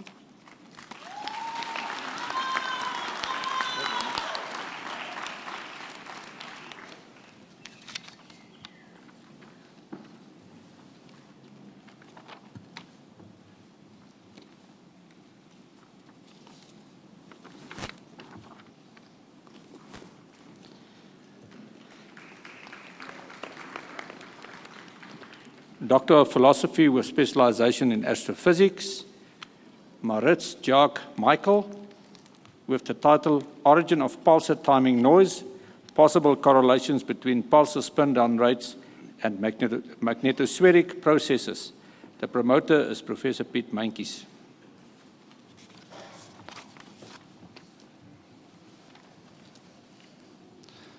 Chancellor, allow me to introduce you to Dr. Jacques Michael Maurits. With his thesis, Origin of Pulsar Timing Noise, Possible Correlations Between Pulsar Spin-down Rates and Magnetospheric Processes, the candidate makes a fundamental contribution to pulsar timing studies. This study opens up possibilities to use the properties of the pulsed emission from radio pulsars to search for low-frequency gravitational waves from merging supermassive black holes, using the sensitivity of the Future Square Kilometre Array, that is the SKA radio telescope, that is currently under construction. To achieve this, all magnetospheric contributions towards the pulse emission should be identified in order to recognize the weak, low-amplitude gravitational wave signatures. It utilizes a 30-year data set of the radio pulsar 1326-59 and discovered mode switching and polarization swings in a pulsed emission. That is when the pulsed emission and polarization of the radio beam changes significantly over a short period of time. He developed a method to detect and display the polarization mode switching through phase-resolved polarization vector maps.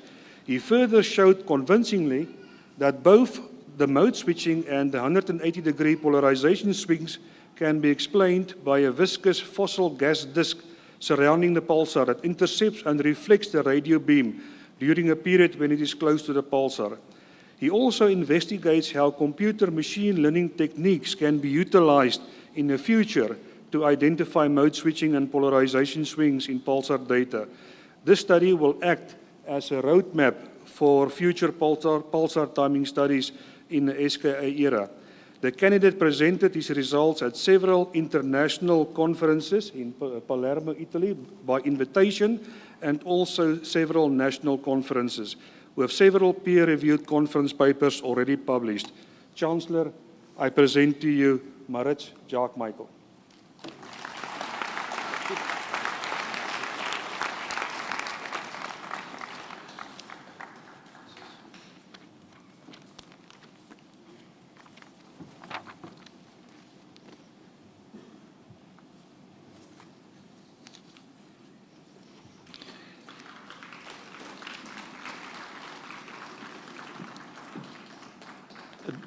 Doctor of Philosophy with specialization in biochemistry, Skabord Willem Petrus de Tooy, with the title A Combined Systems Biology and Genomics Approach to the Study of Metabolism in Clavieromyces marxianus. The promoter, Professor James de Pree, and co-promoter, Professor S.G. Kilian.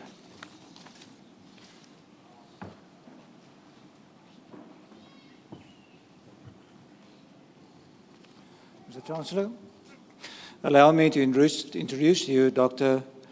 Skabord Willem Petrus de Tooy. With his thesis, A Combined Systems Biology and Genomics Approach to the Study of Metabolism in Clavieromyces marxianus, the candidate reports on the metabolic characterization of an industrially important yeast. He used several state-of-the-art computational approaches for the analysis of next-generation sequencing data on RNA-seq differential transcriptomics. This facilitated a better understanding of the cell metabolism through a detailed reconstruction of the metabolic network, including the transcriptional regulatory network. By combining a unique set of computer programs, the candidate developed bioinformatics software that also could be applied to other investigations. In the words of the external assessors, the candidate has shown how modern omics data can be mined to produce a wealth of new knowledge and to generate new scientific hypotheses. Also, to quote, "This thesis is undoubtedly original, novel, and rich in critical thinking." 2 papers from this thesis have already been published in a high-ranking international journal. Mr. Chancellor, I present to you Willem Petrus de Tooy Skabort.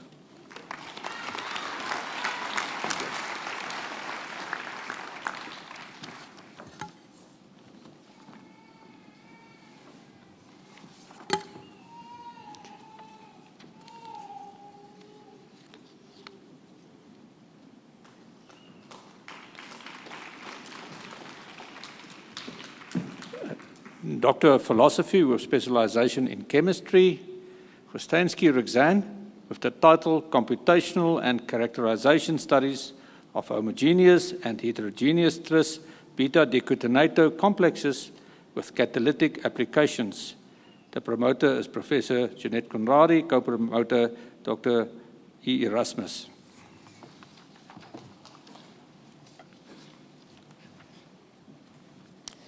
Chancellor, allow me to introduce to you Dr. Gostansky Roxanne, with her thesis, Computational and Characterization Studies of Homogeneous and Heterogeneous tris-beta diketonato complexes with catalytic application. The candidate makes a significant contribution to the design of manganese tris-beta diketonato and metal tris-acetonate complexes as heterogeneous catalysts during industrial processes. She successfully anchored a large series of these complexes onto a 2-dimensional silicon wafer and various 3-dimensional solid supports. These catalysts were fully characterized. Catalytic testing of selected catalysts during a model catalytic reaction for industrial preparation of polyurethane showed good turnover frequencies. Clear trends were obtained between catalytic activities, energies calculated by means of computational chemistry, and other empirical parameters, which can be used in the design of new catalysts with specific properties.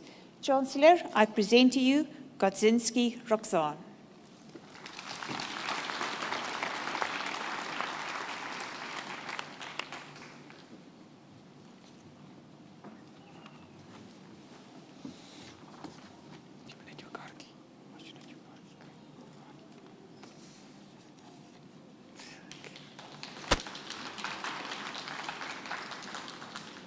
A Doctor of Philosophy with specialization in Computer Science and Informatics, Potgieter Pieter Henry, with the title Using Eye Tracking to Assess the Application of the Divisibility Rules when Dividing a Multi-Digit Dividend by a Single-Digit Divisor.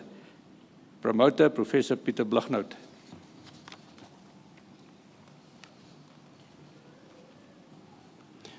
Chancellor, allow me to introduce you to Dr. Pieter Henry Potgieter.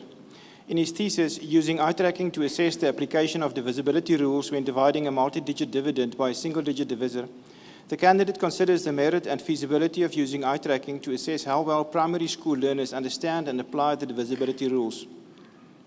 The candidate discusses current recognized problems in the attainment levels of mathematics education in South Africa and identifies a particular problem, namely learners' level of understanding of divisibility rules. The candidate developed a model that strongly predicts that, depending on the divisor that must be evaluated, learners have to look at specific digits in a number in order to solve a problem, and this inspection behavior should reveal whether or not learners are applying the divisibility rule correctly.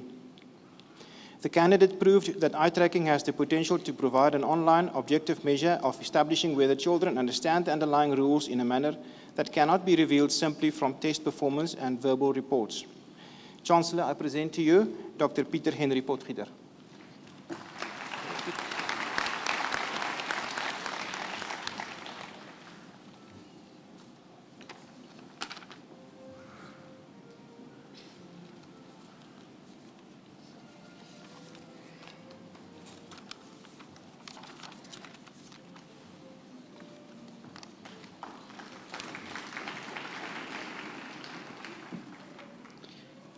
Doctor of Philosophy with specialization in microbiology, veterinary biotechnology.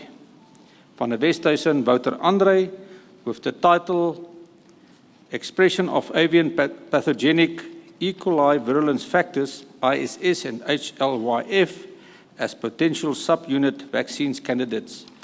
The promoter, Professor Robert Bragg, and co-promoters, Dr. C.E. Boucher and Dr. C.W. Tron.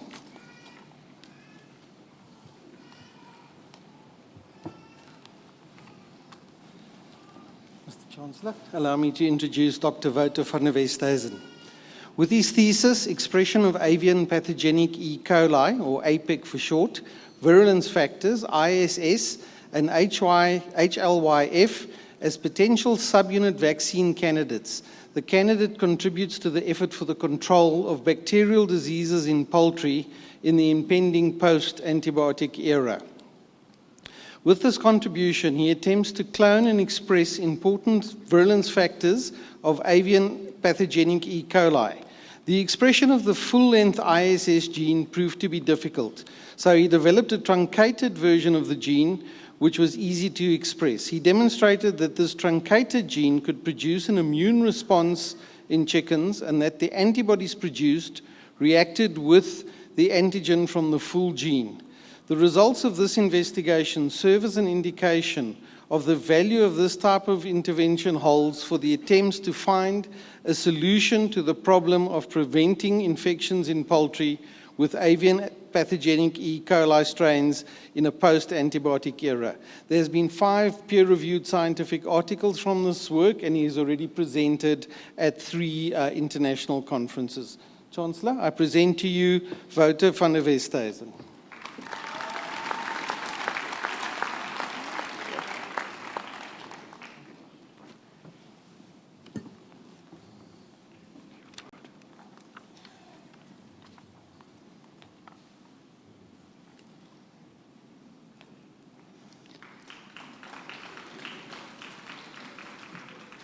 Doctor of Philosophy with specialization in physics, Mokoena Putseletso Priscilla, with the title Upconversion of Infrared to Visible Light in Rare Earths Doped Phosphate Phosphors for Photodynamic Therapy Application.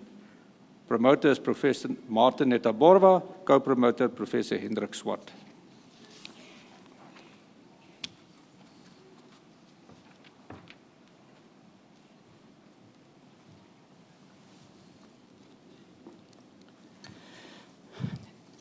Chancellor, allow me to introduce to you Dr. Mokoena Putseletso Priscilla with her thesis, Upconversion of Infrared to Visible Light in Rare Earths Doped Phosphate Phosphors for Photodynamic Therapy Application.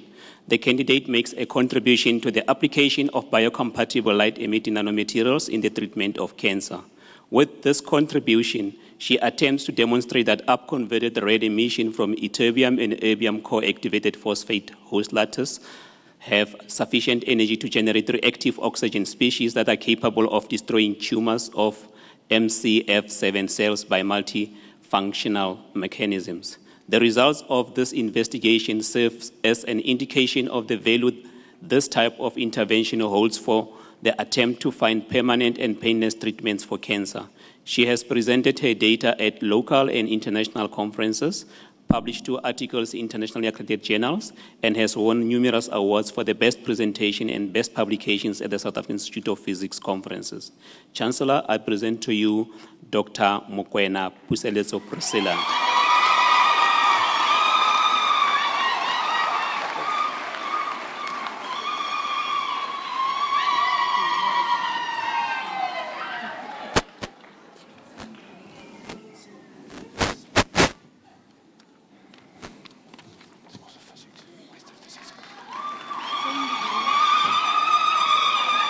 I will read it here. It's all right. Read it here. Just give me your card. Just give me your card. Thanks. And Doctor of Philosophy with specialization in physics, Jan Sin Ling, with the title Theoretical and Experimental Investigation on Surface Segregation of Copper Nickel Sulfide, Bulk and Thin Film Alloys. The promoter, Professor Koester Blaans, co-promoter Professor Hendrik Swart.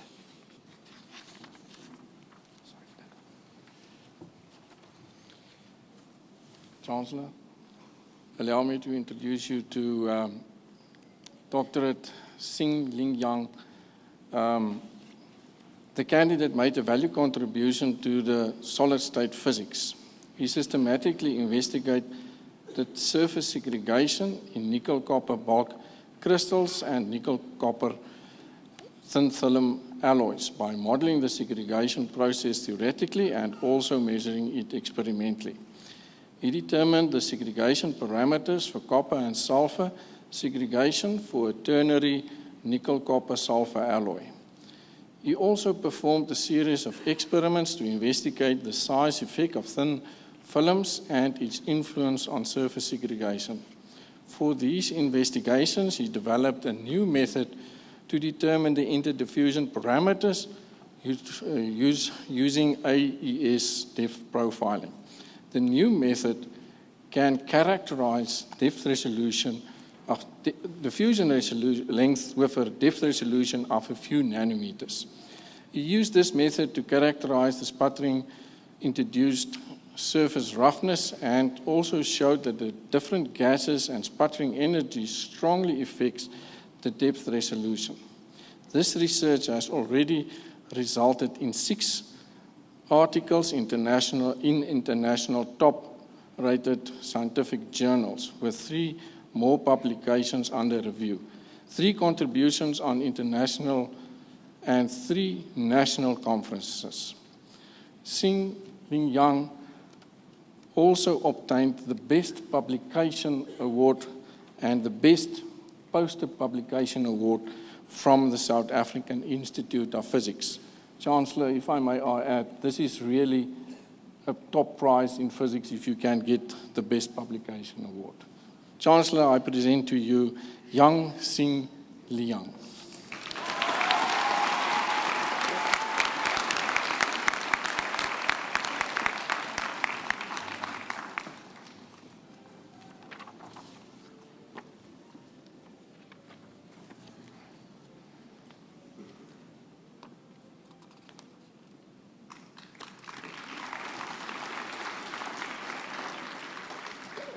Doctor of Philosophy with specialization in polymer science, Masiango Doreen Jeneth, with the title Preparation and Characterization of Polymer Blend Wood Powder Composites, the promoter Professor A.S. Luit, and co-promoter Dr. Ernie Langer.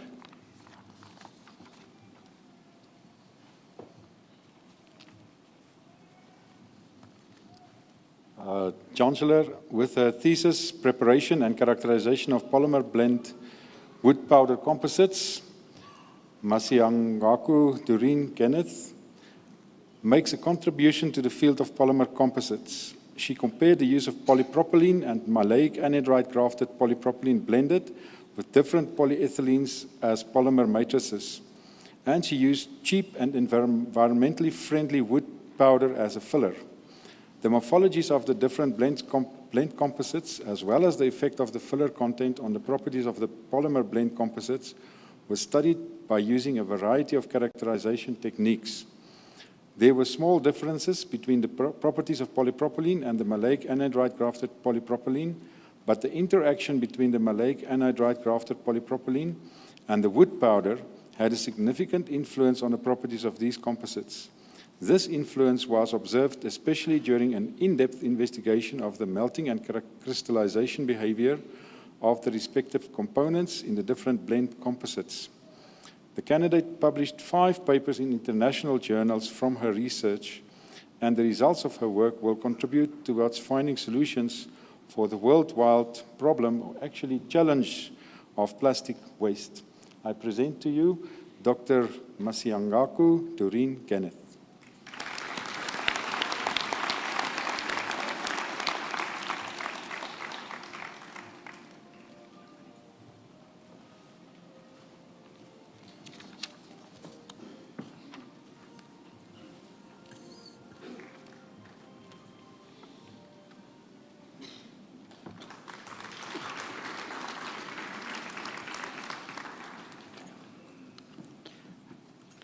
Master degrees in Agricultural Science, Chancellor.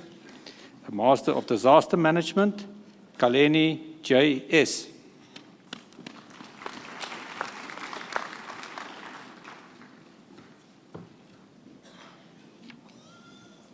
Lubanga S.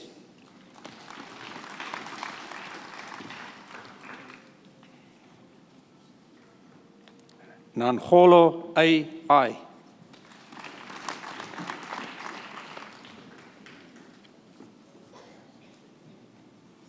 Tsabetse Q.S.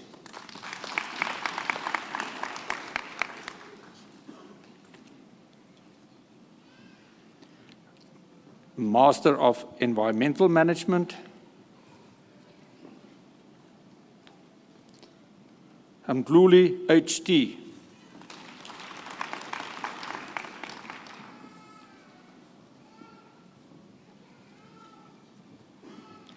Nku C.L.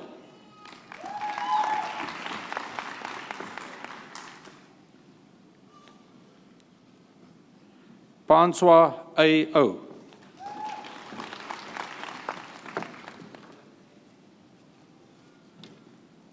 Sebisi M.P.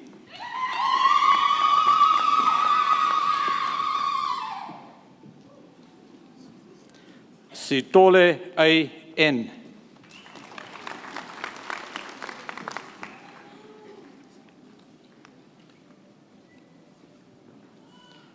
Master of Science with specialization in Agricultural Economics,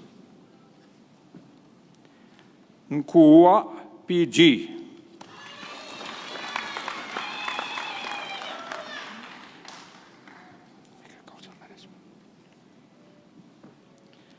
Master of Science with specialization in Animal Breeding, Ngayu M.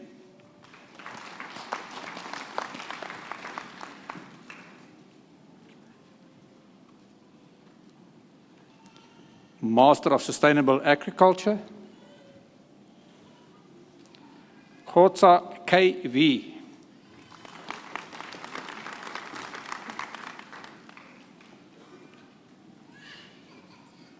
Chancellor, Master's degrees in Natural Sciences, Master of Science with specialization in Actuarial Science,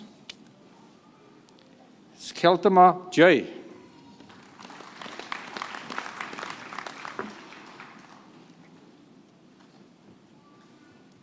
Master of Science with specialization in Chemistry,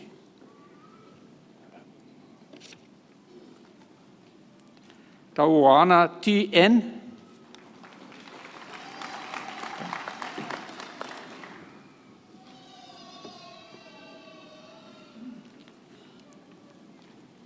Vilikasi A.Q.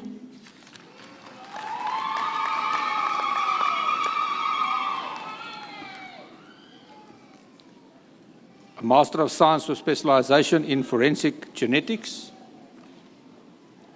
Mokoma P.M.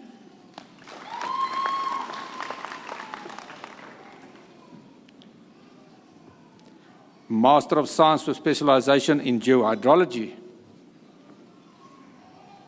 Mulemi M.F. and a degree with distinction.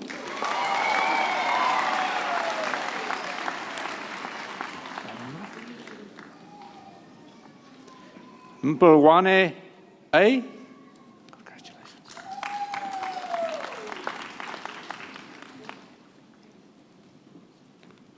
Ntaborwa G.M.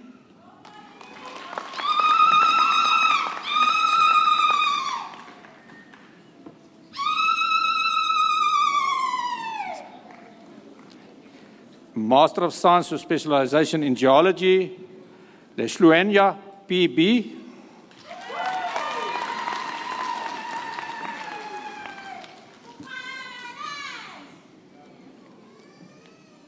Mathieu H.L.M. and a degree with distinction, die graad met lof.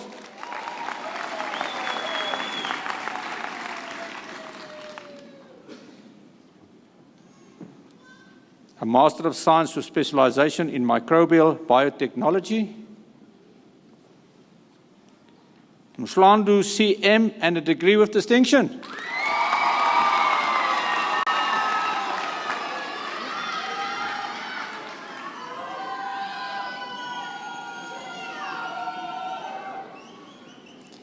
A Master of Science with specialization in plant breeding. Mashamba NT and a degree with distinction.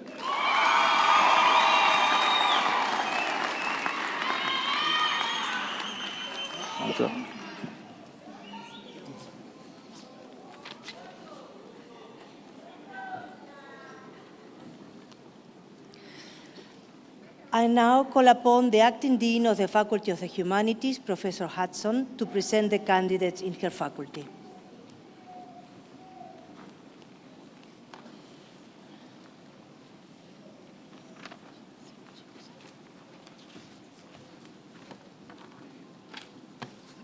Mr. Chancellor, I have the privilege to request you to confer degrees on the candidates that I introduce to you.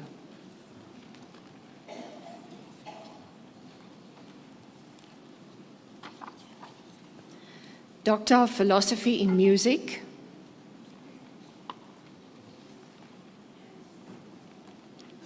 Vroneman Anjen, with a thesis titled The Application of Laban Bartenieff Movement Studies Towards an Integrated Embodied Piano Performance. Promoter, Dr. A.M.F. de Villiers, co-promoter, Professor M.M.S. Munro.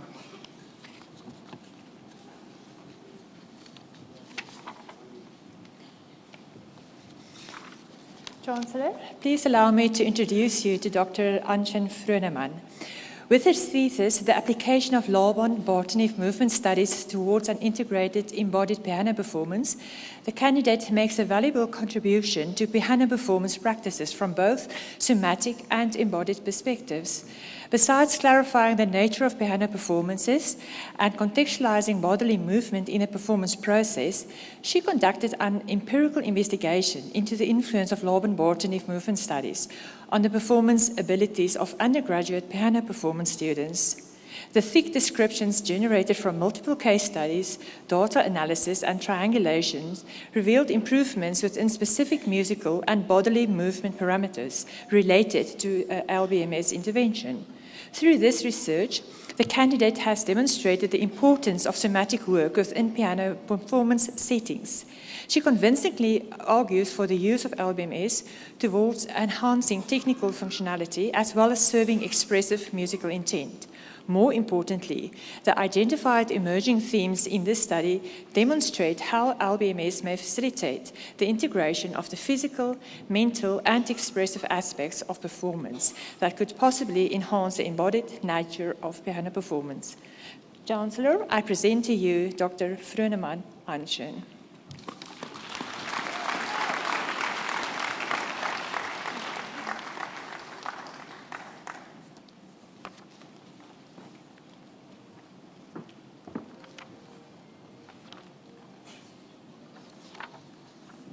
Doctor of Philosophy with specialization in Africa Studies. Ndakaripa Musiwaro, with a thesis titled State, Civil Society and the Politics of Economic Indigenization in Zimbabwe, 1980 to 2016. Promoter, Professor I. Fimister, co-promoters, Dr. R. Pilosov and Dr. C. Twala.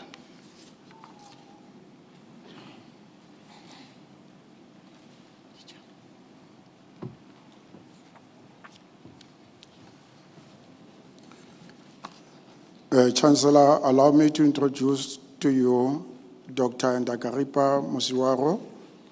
With his thesis, State, Civil Society and the Politics of Economic Indigenization in Zimbabwe, 1982-2016. The candidate makes a contribution to the Zimbabwean historiography. Using a broad civil society conceptual framework, his thesis examines the relations between the state and interest groups concerned with economic indigenization in Zimbabwe from 1980 to 2016. During this period, the state maintained that the indigenization policy addresses colonial injustices by facilitating the entry of indigenous people, mainly black, into the mainstream economy. The Zimbabwean state's interactions with the business associations and trade unions on matter of proto-indigenization are explained using the Antonio Gramsci theory of hegemony, which advances that governments use both persuasion and cohesion to dominate the social groups. Furthermore, the complex relations between the state, indigenous, and established interest groups on indigenization are explained within the context of neoliberalism. Indigenous interest groups feared that neoliberal economic reforms would benefit large white and foreign enterprises only, and demanded a strong role for black entrepreneurs. Chancellor, I present to you Ndagaripa Musuwaru.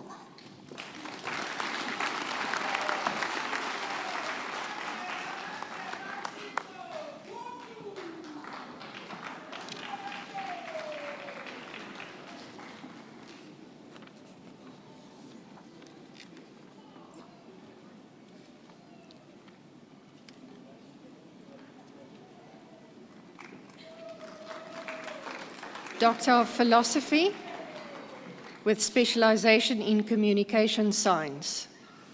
De Lange Lucretia with a thesis titled A Leadership Communication Value Chain Model. Promoter Dr. D. Mulder, co-promoter Professor J.C. de Wet.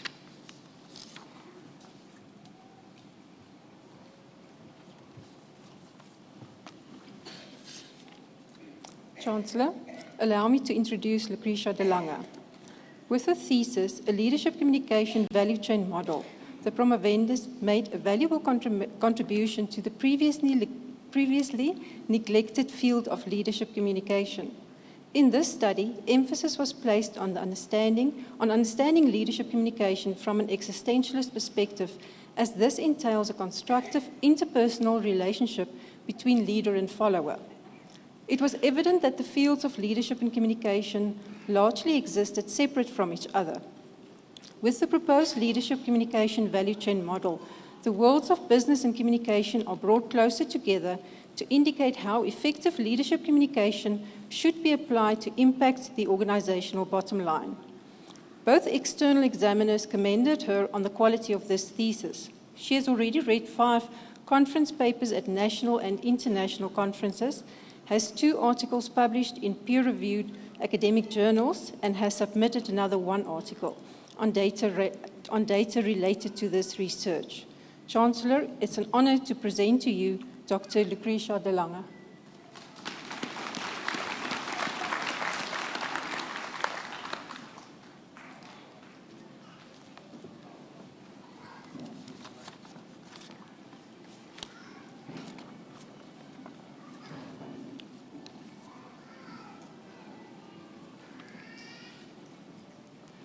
Doctor of Philosophy with specialization in philosophy. Pittaway David Anthony with a thesis titled Broadening the Context of the Ecological Crisis, featuring the Orphic and the Promethean. Promoter, Professor B. Olivier.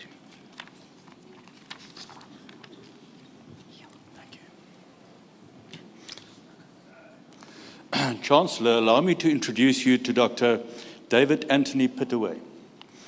In his thesis, Broadening the Context of the Ecological Crisis, featuring the Orphic and the Promethean, the candidate demonstrated that there's a global ecological crisis, stemming directly from specific human activities. He investigated attitudinal drivers behind these activities, finding Christianity, science, technology, capitalism, and to a lesser degree, democracy to be central. He also identified aspects of different critical theories to show how social change is prevented in a Promethean context dominated by these attitudinal drivers. He provided alternative Orphic theories that reveal markedly different attitudes towards nature, attitudes with beneficial consequences for the way human beings think and act ecologically. David explored the 12 permaculture principles and specific permaculture practices as examples of a manifestation of the Orphic attitude. Finally, he showed that philosophy in the present, as depicted by Badiou and Zizek, and a philosophy as a way of life, as formulated by Pierre Hadot, are notably aligned with the Orphic attitude and poised against the Promethean. The study is a welcome contribution to a field urgently in need of exploration. Chancellor, I present to you David Anthony Pittaway.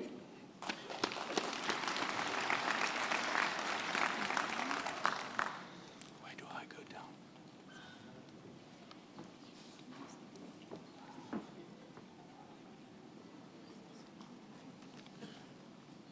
Thank you.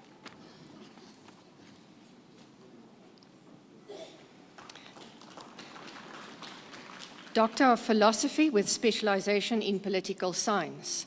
Mahlakeng Khosi, with a thesis titled An Analysis of Regime Capacity and a Nascent Environmental Conflict in the Oransenkwe, the Nile, and the Niger River Basins. Promoter, Professor H. Solomon.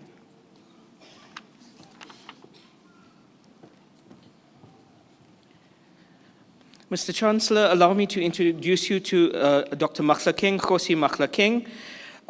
In this thesis, the candidate analyzes the hydropolitical landscape of African transboundary river basins which have been affected by water scarcity. The analysis of hydropolitics is referred to here as the politics of water. Such hydropolitics is a function of two variables: the rate of change in the hydraulic system and the institutional capacity to absorb that change. The focus of the study is on water as a potential source of conflict, and it examines three case studies: the Orange Senku, the Nile, and the Niger River basins. The purpose of the study is to determine, through Homer Dixon's environmental scarcity theory, the impact and effects of environmental scarcity in contributing to environmental conflicts in these basins. In addition, it uses regime theory to look at how regimes can mediate a nascent environmental conflict in these three river basins. The study notes that whilst environmental changes may play a role in setting the stage for conflict, the causal relationship is highly complex and the role of regimes is crucial in the emergence of conflict. Mr. Chancellor, I present to you Mahlakeng Khosi.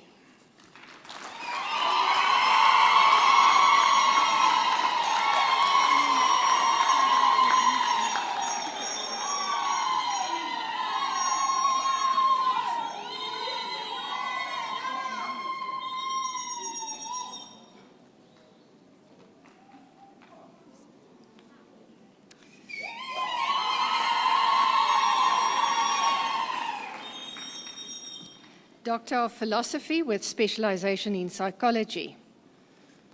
Carter Mariska, with a thesis titled The Role of Attachment in the Relationship Between Perceived Parenting Dimensions and Bullying Among Pre-Adolescents. Promoter, Dr. R. van der Walt. Co-promoter, Professor KGF Esterhazy.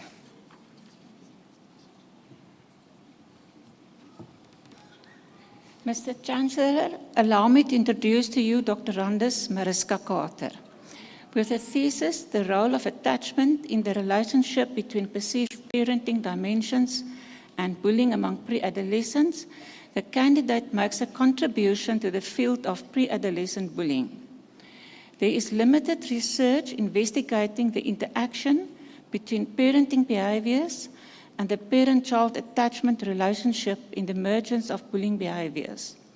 With this contribution, she attempts to determine whether significant relationships exist between perceived parenting dimensions, that is, acceptance, firm control, and psychological control, and different types of bullying perpetration and victimization behaviors, that is, physical, verbal, social, relational, and cyber. The findings indicate that regardless of the levels of parental acceptance, pre-adolescents with lower quality parent-child attachment were more frequently involved in verbal bullying perpetration than pre-adolescents with high quality parent-child attachment. This study serves as an indication that facilitating the development of appropriate parenting skills and enhancing the quality of the parent-child attachment relationship is significant in the attempt to find a solution to the problem of bullying in primary schools. Mr. Chancellor, I present to you Dr. Mariska Carter.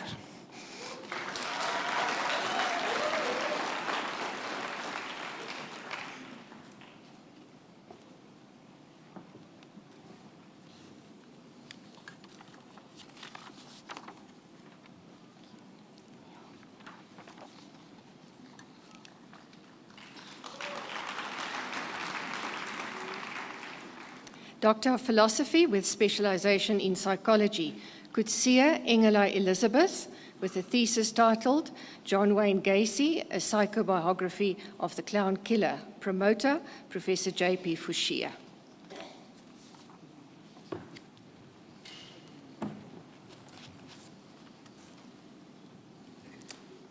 Mr. Chancellor, allow me the privilege to introduce you to Dr. Rondi Elise Coetzee. With her doctoral thesis, John Wayne Gacy, A Psychobiography of the Clown Killer, the candidate makes a significant contribution to understanding the psychic mechanisms involved in the functioning of serial killers through the lens of developmental and forensic psychology.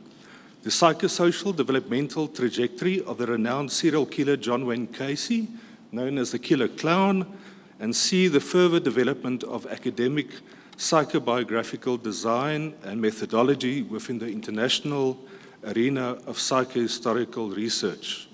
With this contribution, the candidate successfully attempted to psychologically uncover and reconstruct primitive psychic underpinnings in the personality functioning of Gacy by using the Shahayr syndrome model.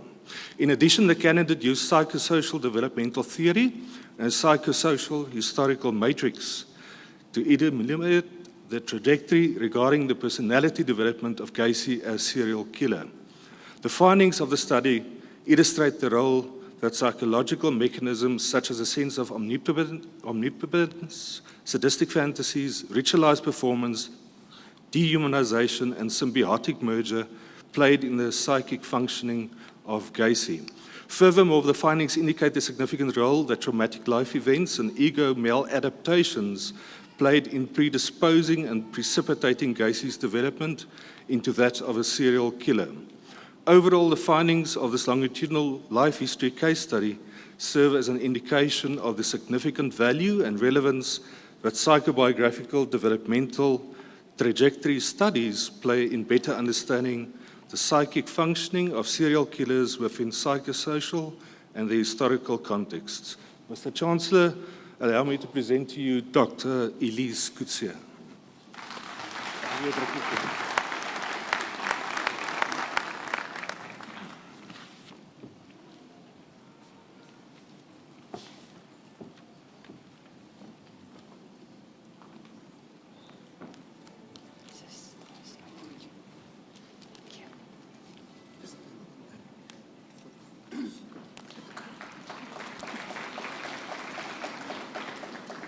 Master of Arts in Clinical Psychology, Vala S.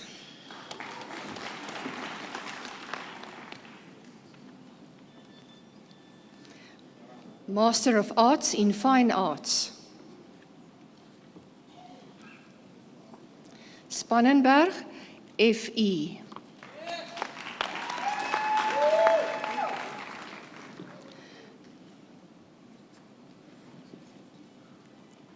Master of Arts in Gender Studies, Bakari B.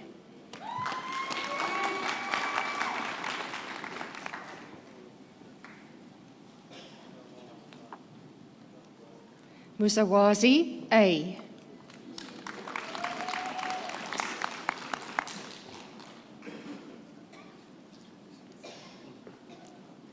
Master of Arts with specialization in English, Prejan S.J.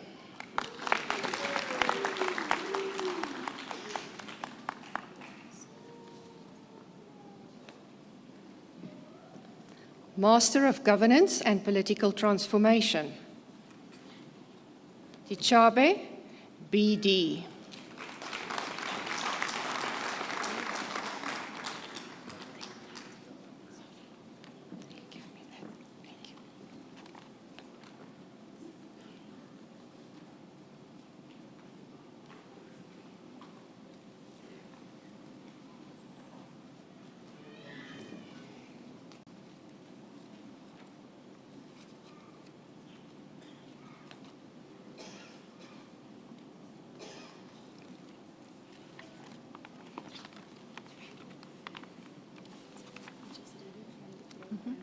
It is, yeah.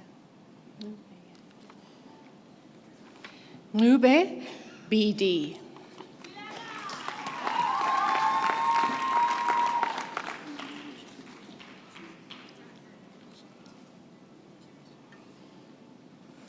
Master of Social Work. You can give me your Mokone, SM.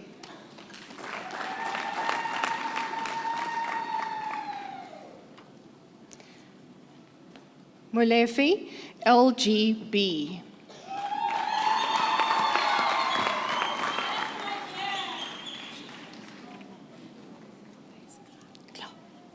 Thank you.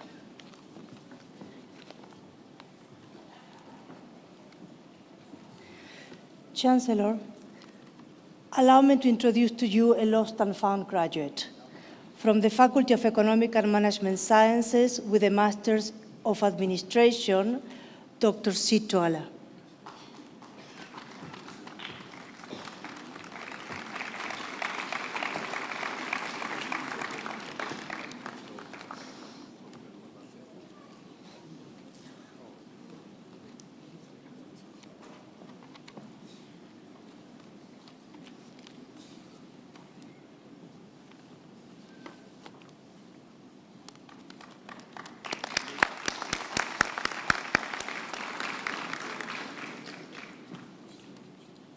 I now call upon the Dean of the Faculty of Theology and Religion, Professor Sneyman, to present the candidates in his faculty.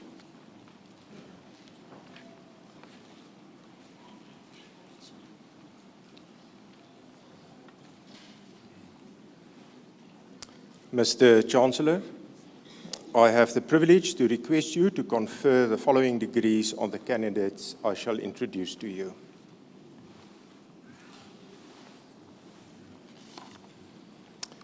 Doctor of Philosophy with specialization in Church History and Polity, Viljoen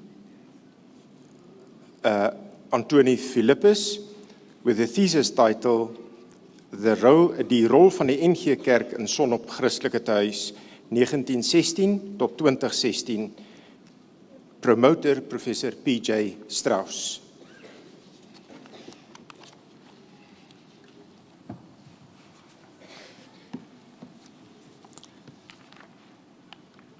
Mr. Chancellor, I introduce to you Antoni Philippus Viljoen with the thesis Die rol van die NG Kerk in Sonop Christelike Tehuis 1916-2016.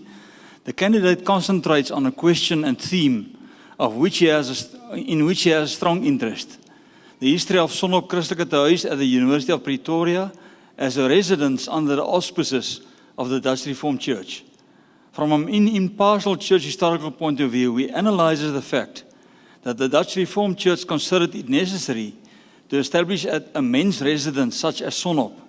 The influence of this residence in connection with the church on the character and organization of the residence and the impact of a place such as Sonop on the Dutch Reformed Church and South African society. Although the candidate works as an analytical church historian, his intensive knowledge of Sonop is also evident in his work. He concludes his investigation with a positive view on the future of Sonop at the transformed University of Pretoria.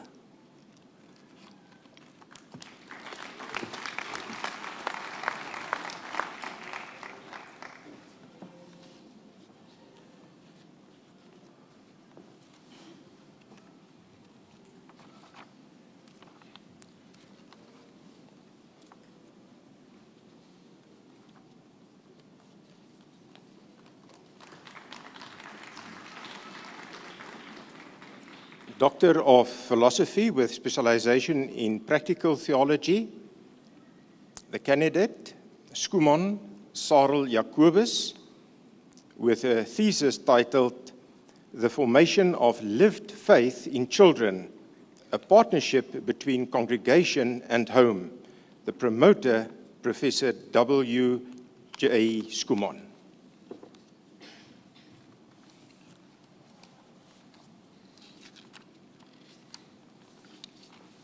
Chancellor, allow me to introduce to you to Dr. Skuman Sarel Jacobus.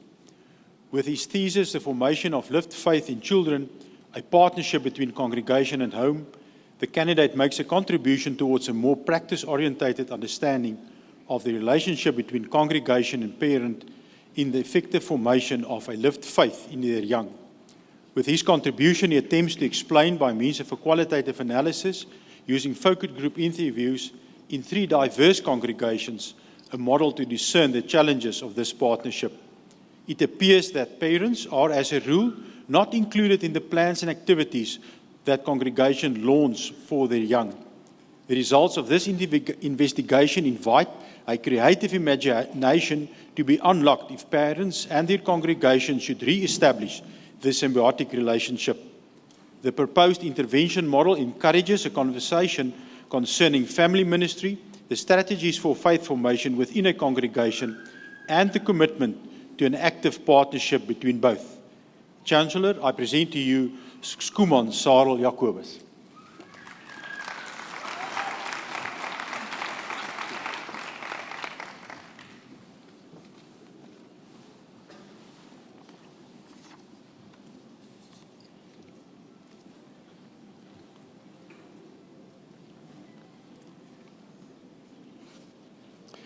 Doctor of Philosophy with specialization in religion studies. The candidate, Mokotso Isaac Rasibate, with a thesis entitled Religious Pluralism for Inclusive Education in Lesotho Secondary Schools. Promoter, Professor L. Ntombana.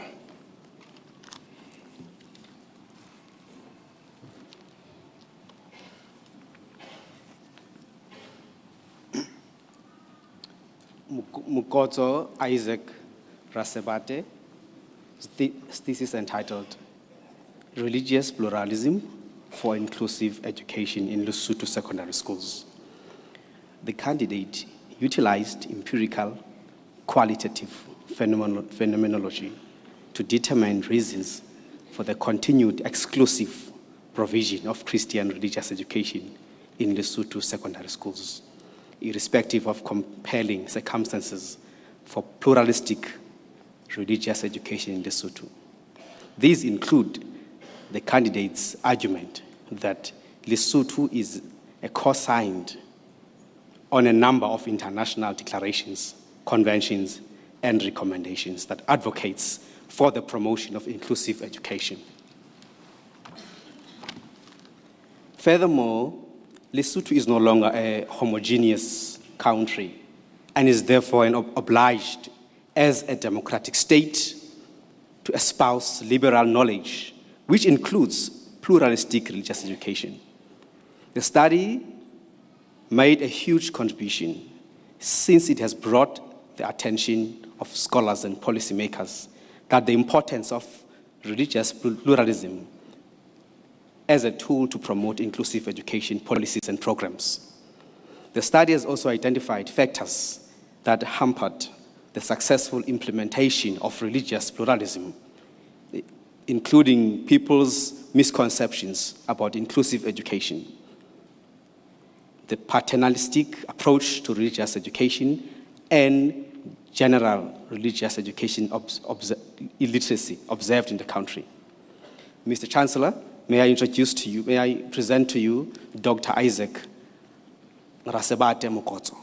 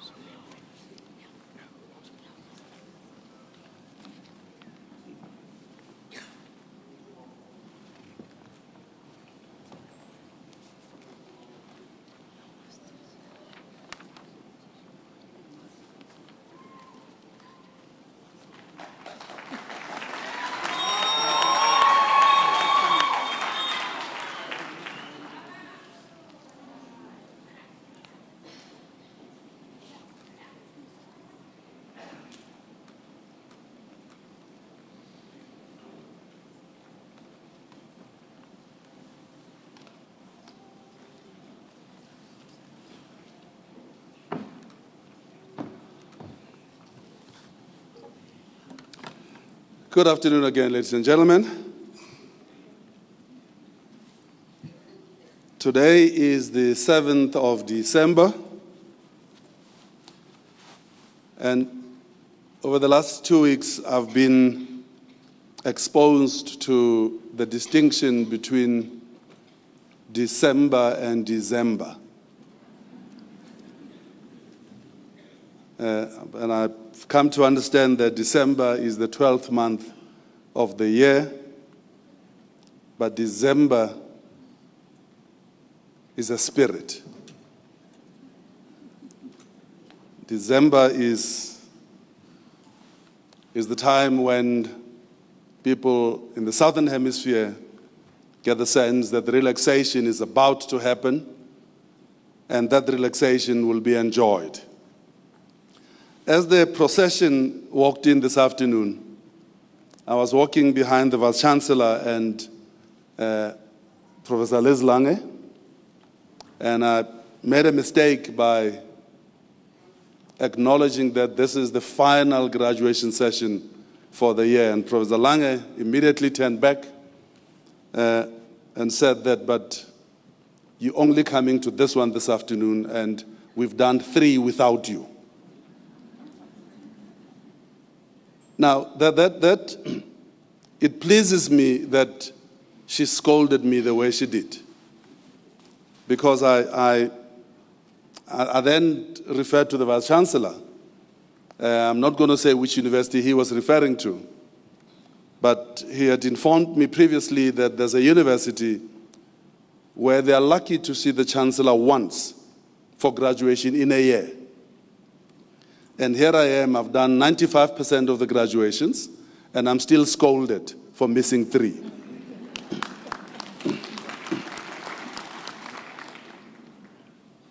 One of the reasons, why do I come to so many graduations when my fellow chancellors tend to use their discretion to attend just a few? I do because not only is it my duty to do so, but I enjoy the graduation session. So I'm not going to deny myself the right and the opportunity to come and enjoy myself as I did this afternoon, because I somehow think I have other things more important to do. What could be more important than coming here to spend the afternoon with yourself and be part of the joyous mood that has been in this hall this afternoon? So I'm not such a bloody stupid. I will come and enjoy myself whenever an opportunity to do so. Let me take this opportunity to congratulate our graduates in acknowledgement of the fact that it's taken hard work, commitment, passion, dedication for you to have earned the right and the privilege to walk across the stage this afternoon.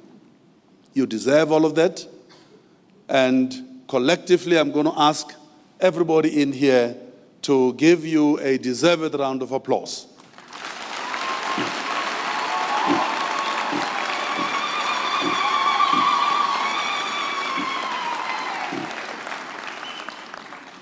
Those of you who got your doctoral degrees this afternoon, it was impressive to read through your citations and to also appreciate many of you, how many papers already out there, already published in international journals, world-leading journals, some of you. Some of you have won prizes and awards for the work that you've done and the conferences that you've attended locally and internationally. Quite impressive indeed, because we all know the scholarship game that you're all in is a global game. It's not a local game, but a global game. And it's quite pleasing to see that this university consistently produces PhD graduates that already, by the time they graduate, already have papers published in international journals. Some of you, as far as 5, already published and submitted. And that kind of productivity is truly, truly impressive. And once again, to the PhD graduates, congratulations and well done.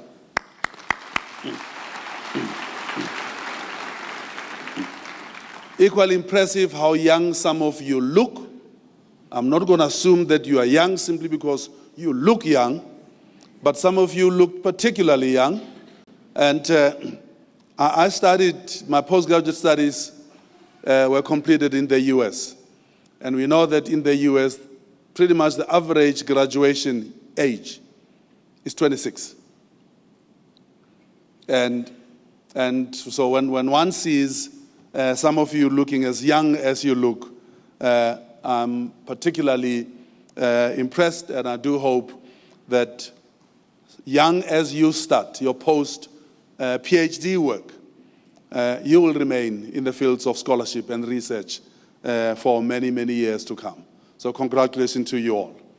Let me then turn to those who got their master's degrees. And let me start by asking those who got their degrees with distinction to please rise.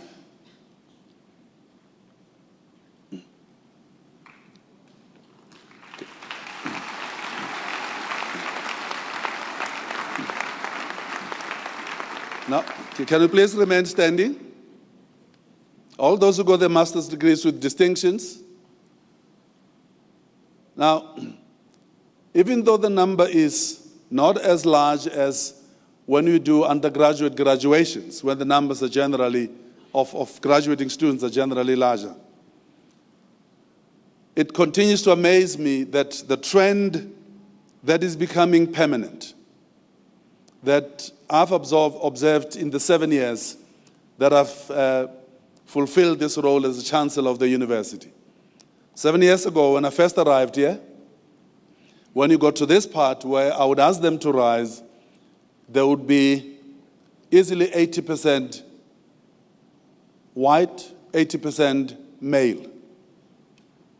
Over the last 7 years, I've watched with joy how the demographics have changed to easily 80-90% female, as you can see as they're standing. And I thought at some point in time, this is a trend that will correct. But I'm starting to get convinced that the trend may actually be a permanent trend. We're now starting to see more and more of the brighter of the species coming from the female gender. And that, I think, is absolutely fantastic.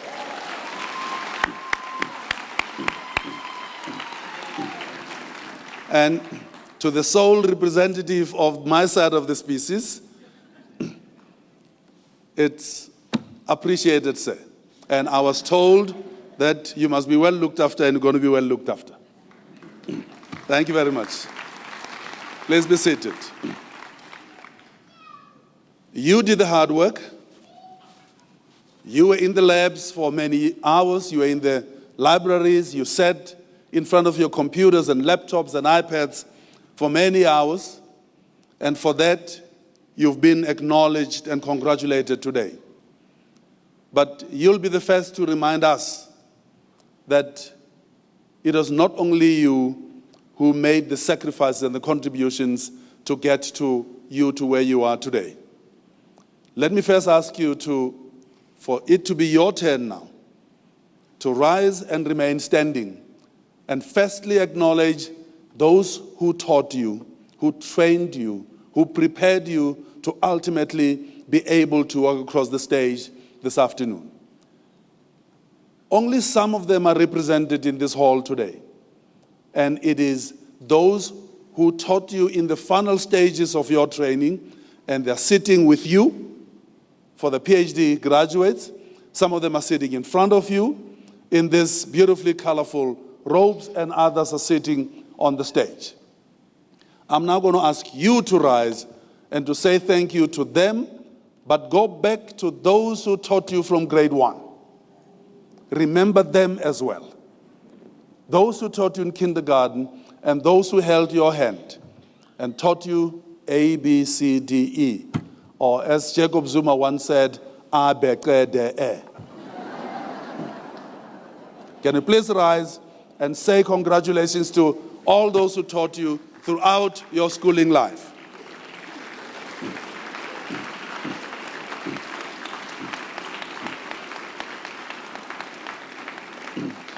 I am insulted on their behalf about how lacking in energy your thank you is to them. So please rise again and do it in a manner that says you appreciate the role that they played. As you remain standing, now up on the bleachers are the people who sacrificed, many of them their own careers, their own pleasures of life, for you to be able to get through. To your mothers, fathers, brothers, sisters, sons and daughters, uncles and aunts, neighbors, dominies and pastors, and everybody else who directly and indirectly also contributed to your being here today. They're sitting up on the bleachers. Please give them a loud and noisy round of applause.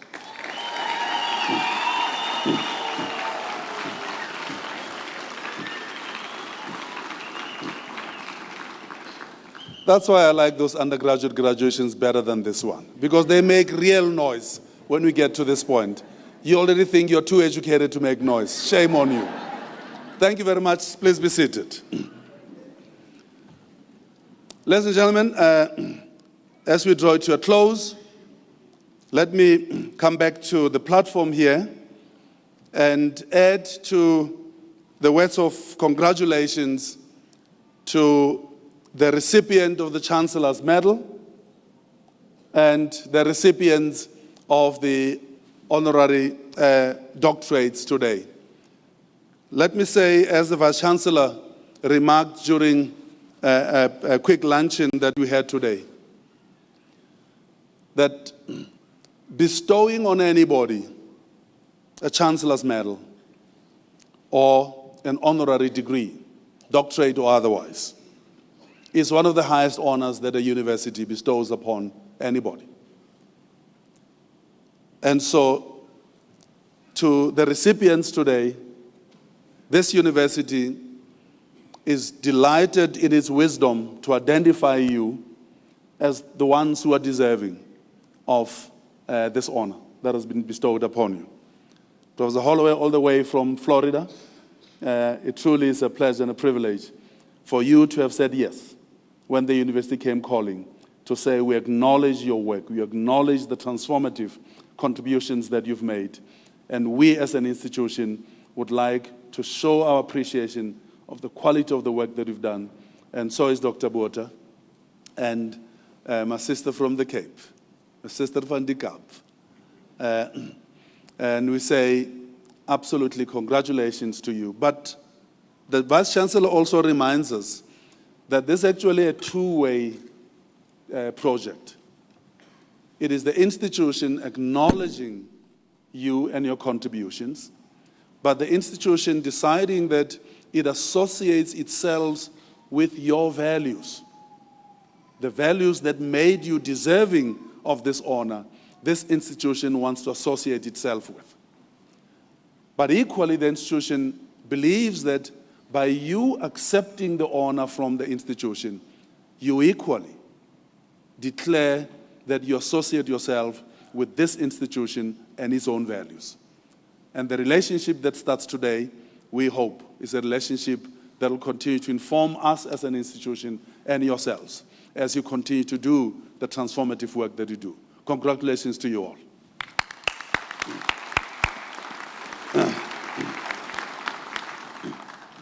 I'm now going to, this being the very final graduation session, all those who are wearing university blazers, and I'm going to ask you to do it rather quickly.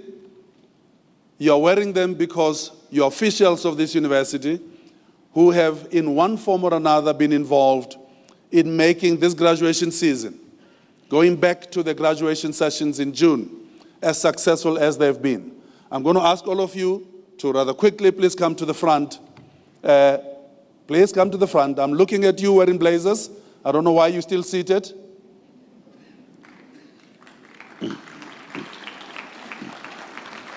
And all those who are wearing the gowns with this beautiful magenta color, please come to the front. All of you. Just stay in front here, please. Okay, you can stay here. Just stay in front.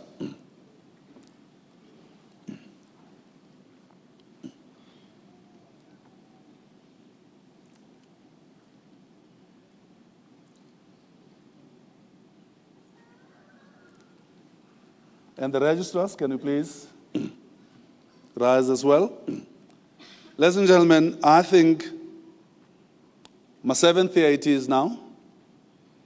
The quality of the graduations that this university dishes up is absolutely remarkable. The quality of the preparation and the quality of the delivery of the graduation sessions. They have come to know by now that I come as close to a perfectionist as a human being can come. I sit here and I observe all the good things that are being done. And whenever I identify one or two things that I believe are not of the quality that this institution has spoiled me to come to observe, I never shy away from expressing my views about that. They know that. I'm known to write emails on Saturday afternoons to express where I believe the quality of the preparation and execution was not as good as it should be. And I can tell you, those emails are very few and far between, because the quality of the preparation is always top class. I want you, as we close the graduation season for 2017, to all please rise as we acknowledge this incredible hard work that is done by these university officials.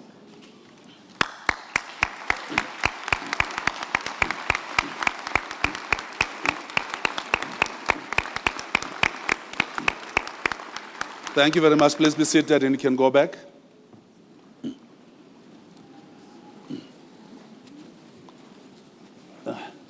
Now, I can only see two of them. The others I cannot see.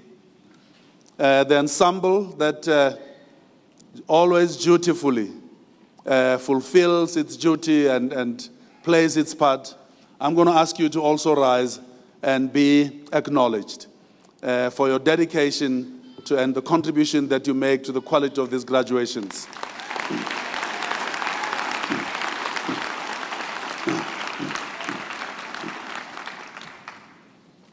To the chairperson of council, to the president of the convocation, your passion and commitment to this institution is also acknowledged. And Willem, we are aware that trying family circumstances could have stopped you from coming here today, but you're still here, having driven from the western part of Johannesburg. I don't know, Mr. Vice-Chancellor, you talk about chancellors attending graduations. I do not know how many chairpersons of council so dutifully, equally, avail themselves for the ceremony.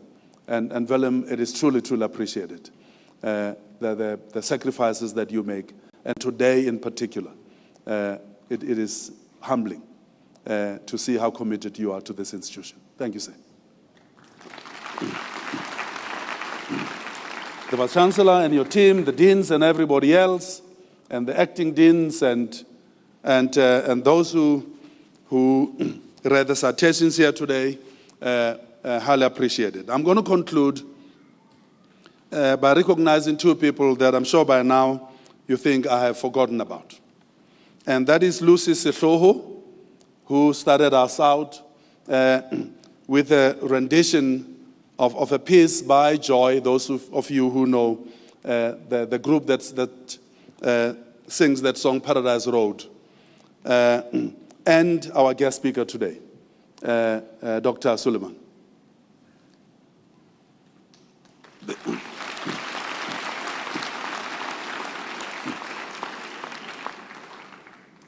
I don't think they could have decided what he was going to talk about or what she was going to sing together.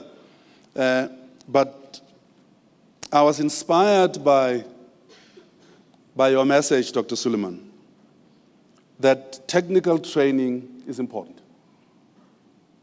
It is important for people to be technically trained. And we're sitting in this hall today because there are people, individuals, who are technically trained who are being acknowledged here today. But your life, not just your words here today, your life, you are technically trained as a medical doctor. And you opted to take that technical training and deploy it very differently from how many choose to deploy the technical training. And you do that not only by choosing to go into, because yours is not philanthropy. It is not philanthropy what you do. It's not philanthropic to go into parts of the world that very few people would dare to tread in, because bombs are exploding as you enter. It goes beyond the definition of philanthropy. But how you package yourself, as you described here today, Hindu, Muslim, Christian, Afrikaner, Indian.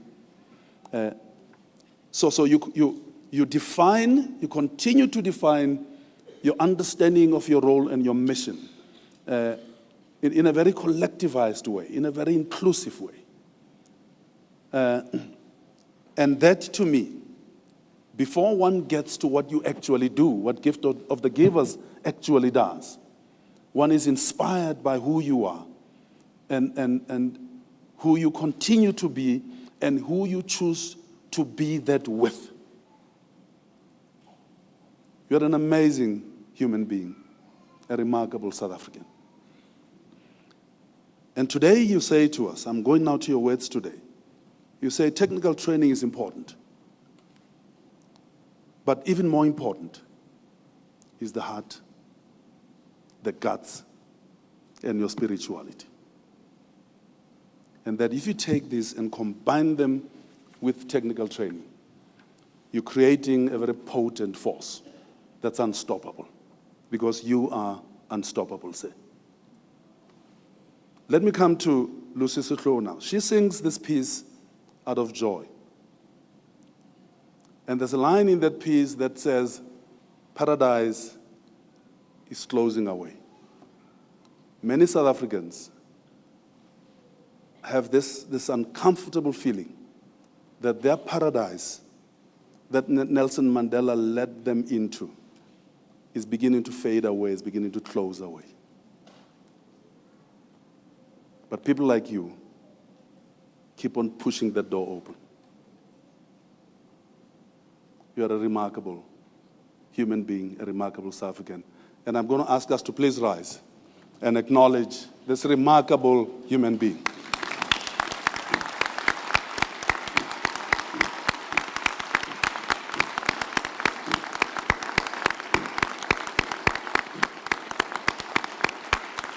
Thank you very much.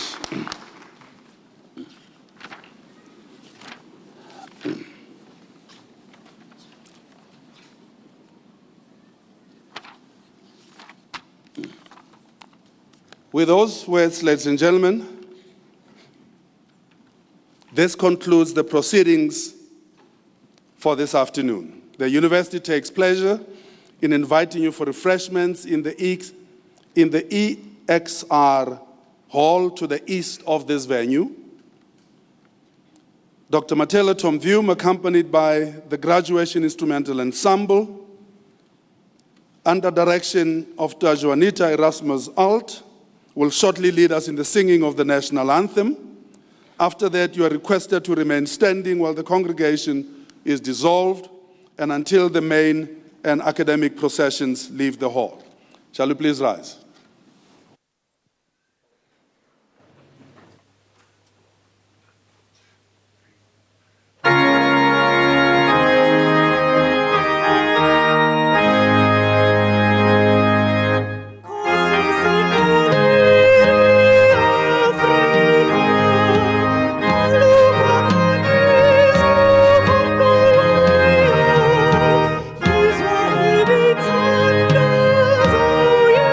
Israel,